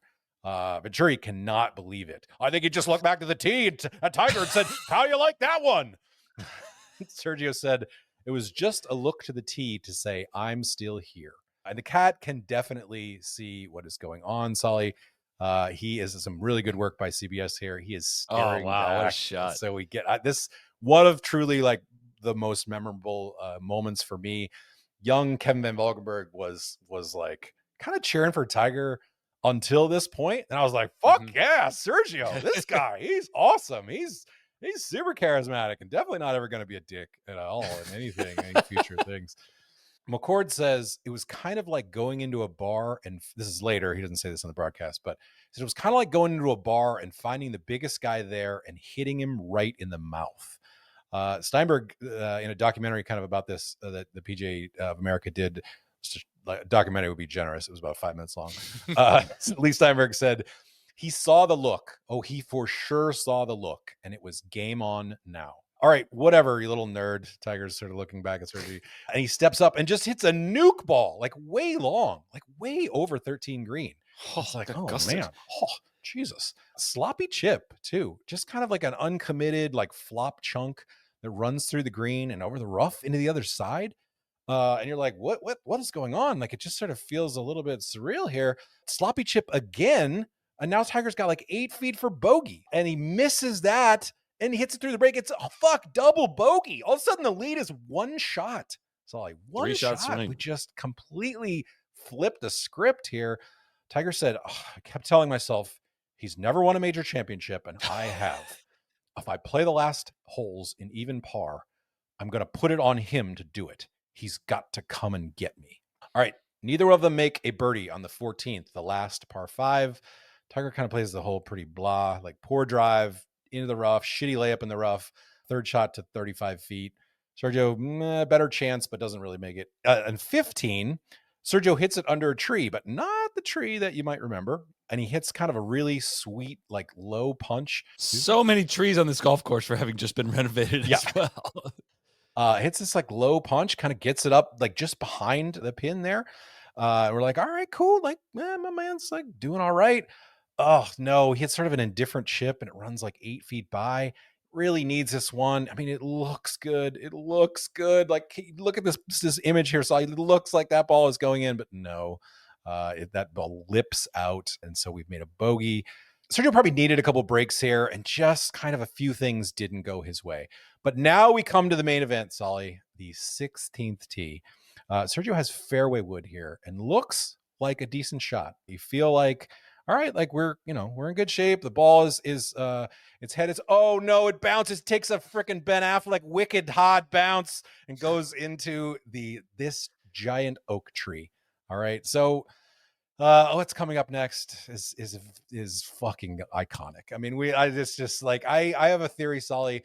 I think this shot to come is what made Randy break his orbital bone years later. I feel like if you don't know this story, we'll be telling it in the future in some form. But Randy was playing a golf course by himself, ended up with a ball lying right next to a root, took a big old lash at it with a 4-iron and knocked himself out on the golf course. Basically, lucky he didn't just like bleed to death right there on the fairway. I feel like if Sergio doesn't do what he does here, that Randy never takes that chance to sort of go for this. But, in this moment here, McCord is like, well, he's got to pitch out. There's no way. But no, Sergio is like looking down at this ball. He is like, you know what? I think I'm going to go. God, for his this. shirt is just like this whole thing. I have maybe seen this clip 3,000 times. So we're staring over this. We're taking and you know what? We're going to fucking swing with our eyes closed at this. I mean, it is, you can see it. I kind of thought that was urban legend a little bit, that, he's actually, closed his eyes, but no, he really does. If you look at it, like he's making contact with his eyes closed, I guess, to just not flinch at the last minute. Our left foot is just flying out of its stance as he makes contact. Like somehow the fucking ball like curves around the corner and ends up on the green. I mean, they are just in shock. The announcers, it's such a fun kind of thing. And of course, what happens next? Our guy runs down the fairway and pogo sticks into the air, kicking in like he's some sort of Spanish equestrian pony. Soly, if Phil jumping for joy at the 2000 Masters is the smallest vertical leap for joy in the history of golf, then this is the other end of the spectrum, right up there with Tiger jumping the height of Tom Lehman's shoulders a month later at the Ryder Cup when Justin Leonard's putt goes in. Sergio, you know what? At the time, this did not register with me at all, but like looking back in history, as knowing what I know about Sergio now, I definitely was like, oh, what an innocent guy. Like, this is so fun. But man, our guy hams it the fuck up a ton. I mean, the full 19. Like hand over my heart. I guess he goes up to McCord and takes McCord's hand and puts it on his chest so that McCord can feel his heart pounding. What a fun moment this is for golf. We're thinking, this is him walking up the fairway. He's recreating like what it was like. He's grinning, he's smiling. We all tried this as kids Oh, too. Like everybody went and tried this shot in some form or fashion. Here's another, like a slightly better picture of these scissor kicks, Ollie. We're a good 4 feet off the ground there. It's pretty just good. What a delight. So, we got, meanwhile, back in 16 fairway, Tiger, he's got a 2-shot lead at this point. And he can hear that Sergio's like, he's hit it on the green and he's kind of thinks, oh, fuck, like how close did he hit it? But when Sergio putts from like 70 feet away, doesn't hear a roar. So he kind of assumes, okay, like Sergio made par, no problem. Still got a 2-shot lead. I'm telling you, like, I don't think I have a clip of it here, but Sergio's putt was like probably from like 60 plus feet. And my God, he had that thing online. I mean, it was like fucking, if he had, it's impossible to make a putt of that length, but it was like in the throat. And this is someone who is just smiling and grinning and Soly. I mean, this is definitely not someone who you would ever think would, become spin a massive, in a cup. Spin a cup, take off his shoe and throw it at a bunker, just be a whiny dickhead have feuds with 2 of the most famous players of the last 25 years. Like, just, we love this guy. Make racist comments, Yeah. get disqualified from a tournament in Saudi Arabia for ridiculous comments. We're gonna love this guy forever. So you know how like Tiger was like really smart all the time about never going for sucker pins and never like, he's just hitting to the fat of greens when he's supposed to. No, he fucking like for some reason goes for this pin on 16, which is short right, and he ends up in the damn bunker. Like it is a inexplicable sort of error. It is a massive, massive miss for someone of his like iron talent at this point. The irons are getting a little loose down the stretch. So It feels like Tiger's lucky to get away with this one. I mean, in my head, I'm remembering like him grinding this out and like making a bunch of great pars and like winning it by 1, but I don't remember this kind of collapse for kind of getting away with it. Yeah. So from that bunker shot, he hits it here. I mean, this is, and so we're talking like 25 feet above the hole that he has to now make this and does not make it. So we're back now to a 1-stroke lead. Sergio hits a pretty good shot into 17, has probably like a makeable 10 to 12 footer. Wow. And just barely like misreads it. I mean, just it ends up maybe a foot right, but it had the pace perfectly. And the crowd is like fucking going crazy for Sergio at this point. Like it is so weird to watch a tournament where Tiger is not the favorite, where people are very much not in his corner. It is just kind of, I mean, I don't know. It's an interesting sort of case study about how things would sort of play out. Anyway, so Tiger, I mean, come on, we're fine. We're going to hit like, a good shot into 17 and everything will be fine. Staring over this ball, probably, got a probably 5-iron. It's like 209. No, look where he fucking hits it. Jeez. It is like way long. This is such an Icarito ball. Oh, fuck. Like it is, what is happening really? And the crowd sounds like they just watched someone like fall off a tightrope and hit the circus tent floor. I mean, it is like, oh my God. And meanwhile, like as Tiger is staring this down, Sergio just stripes it right down 18 fairway. Like we are like, man, this might still happen. This is the chip that Tiger hits. It is like he tries kind of like a chunk like run out, and it just, I don't know, for whatever reason, it grabbed way more than he thought. And so, you know what? Like we got to make this, or the shit is tied going into 18. Soly, I remember reading years later, this is kind of one of the most important moments of Tiger's whole career. His dad was like starting to be in not great health at this point. So he would never like come out to, walk or watch ever. And he doesn't even come out to 18 green after this is over. But Tiger said that we knew this putt was really fucking important. I mean, he's got to put this outside the hole. It's got a good amount of break in it. And he basically said, like, he told himself, all right, like what did dad always say? Like, you got to putt to the picture in your head. And so he drew a picture in his mind, puts this ball a good cup out left, fucking drains it. I mean, it is truly like a clutch thing. Nance calls it later like the most like memorable shot of this whole tournament. I mean, he's, he can then go to 18T and not have to like think like, oh my God, we're tied. It's all sort of fucking collapsing. Yeah. And we get this, like fist pump of relief, fist pump of like, dear God, like I survived that one. Sergio, meanwhile, hits a really good shot into 18. He's got probably 15 feet. So like, maybe like this is still like a thing. No, just misses it. And Tiger's able to sort of he stripes it down the fairway, hits it like a high power draw. I remember another thing in the Sports Illustrated article. It's basically like, all right, he had trouble drawing the ball like all day. And he was like, you know what? This shot calls for a draw. You're going to step up and hit a draw. Didn't take the safe, easy route, especially what he did later years where he was just like cutting everything. Hit a high draw right in the middle of the fairway, hits it to 10 feet, easy 2-putt, wraps it up when Sergio misses this one.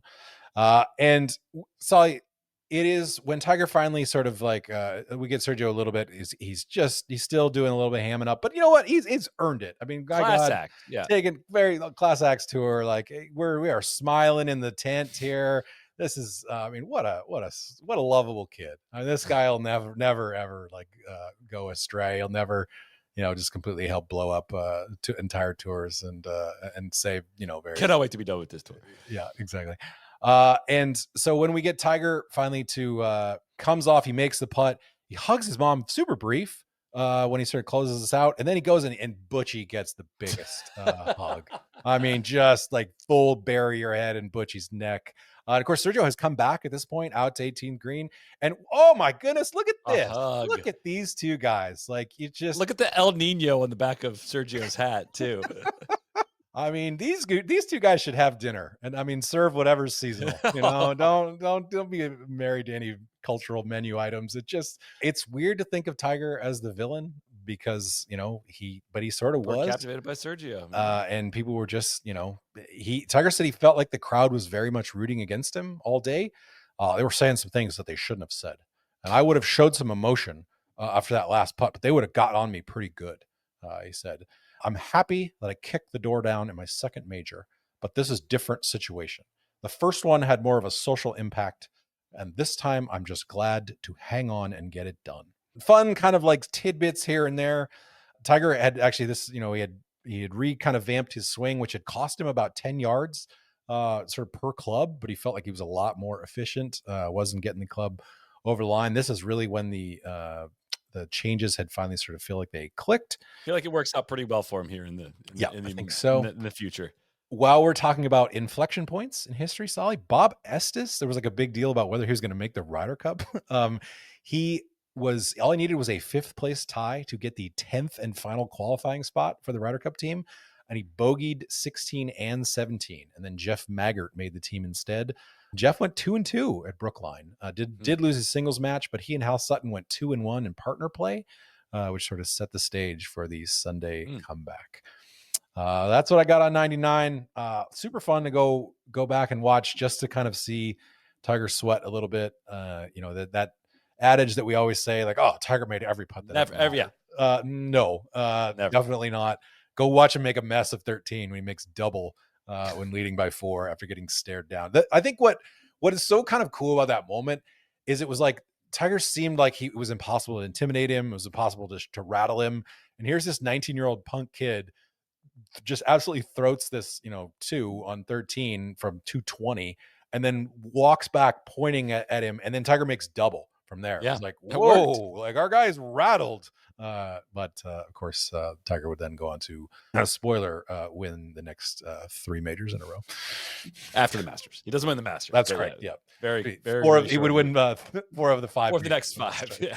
All right, Kev, that's going to wrap the 90s. I'm going to give you just a couple trivia questions. We covered almost all the years from within this, but just a few trivia questions. There's 9 players that won multiple majors in the 90s. How many can you name? We just dove deep into all of these. How many can you name? 9 players. Wow. Okay. Tiger Woods, Jose Maria Olazabal, Nick Faldo, Ernie Els. Oh God, I want to say Norman, but I feel like one of his opens was in the 80s. That's correct. Do not fall not Davis Love. Phil didn't win anything in Nick Price. Nick Price. How much are we up to? 5? You've gotten 5. There are so you have 6. You got Faldo, Price, Jose Maria, Els, and Tiger. Payne Stewart. That's correct. 91 and 99. And then Lee Jansen. That is correct. Oh, one more? Sorry, you need 2 more. 2 more. I missed. Okay. Yeah. You've gotten 7. Oh, fuck. Okay, Marco Mira. Got it. Oh, my God. You can do it. Okay, let me think. Okay, 7. This is a harder one, but Ian Wisdom didn't win a second major. Jesus. Let's see. Somebody in their car is like shouting, pounding the no, it's I mean, it's dashboard. kind of hard, but Hal Sutton never won a second major. Jack's last was in 86. Watson's last would have been in the 80s. Fuck. Ben Crenshaw. no, that's not correct. He won, one of his was 80s, one was 90s. Damn it. This guy won a PGA and an Open. 91 PGA, 95 Open. 95 Open. John Daly. Yes, John Daly. Jeez. John Daly. Wow. All right. One player won 4 majors in the 90s. Who was it? 4 majors in the 90s. That'd have to be Faldo. That's correct. Okay. We never did 1990, but he won the 90 Masters and Open, 92 Open, and 96 Masters. Okay. One player won 3 majors in the 90s. Who was it? So underrated. Jesus. Jose never won a third. Els didn't win his third until the 2000s. Frick. It's not Payne Stewart because he only won 2. A hint again, 94 we didn't do. Nick Price? Nick Price. He won Wow. 92 PGA, 94 Open, 94 PGA. So that's fair to not get off the top of your head. Yeah. We got to go back and do 94. I know. I said this was the end of the 90s, but we'll probably go back and do them. But we're probably going to keep going with 2000s first. Yeah, I think so. But that's true. this is a long one, Kev, but thank you as always. Thanks to everyone tuning in. If you like this content, there's many more years of these that we've done. We need to get those organized all in one place. But We do. appreciate everyone tuning in. We'll see you back here next time. Cheers. For FanDuel, must be 21 and older and present in select states. For Kansas in affiliation with Kansas Star Casino, or 18 and older and present in D.C. Gambling problem, call 1-800-GAMBLER. Visit rg-help.com. Call 1-888-789-7777 or visit ccpg.org/Chad in Connecticut. Visit mdgamblinghelp.org in Maryland. Hope is here. Visit gamblinghelplinema.org or call 800-327-5050 for 24/7 support in Massachusetts, or call 1-877-8-HOPE-NY or text HOPE-NY in New York. Thanks for watching.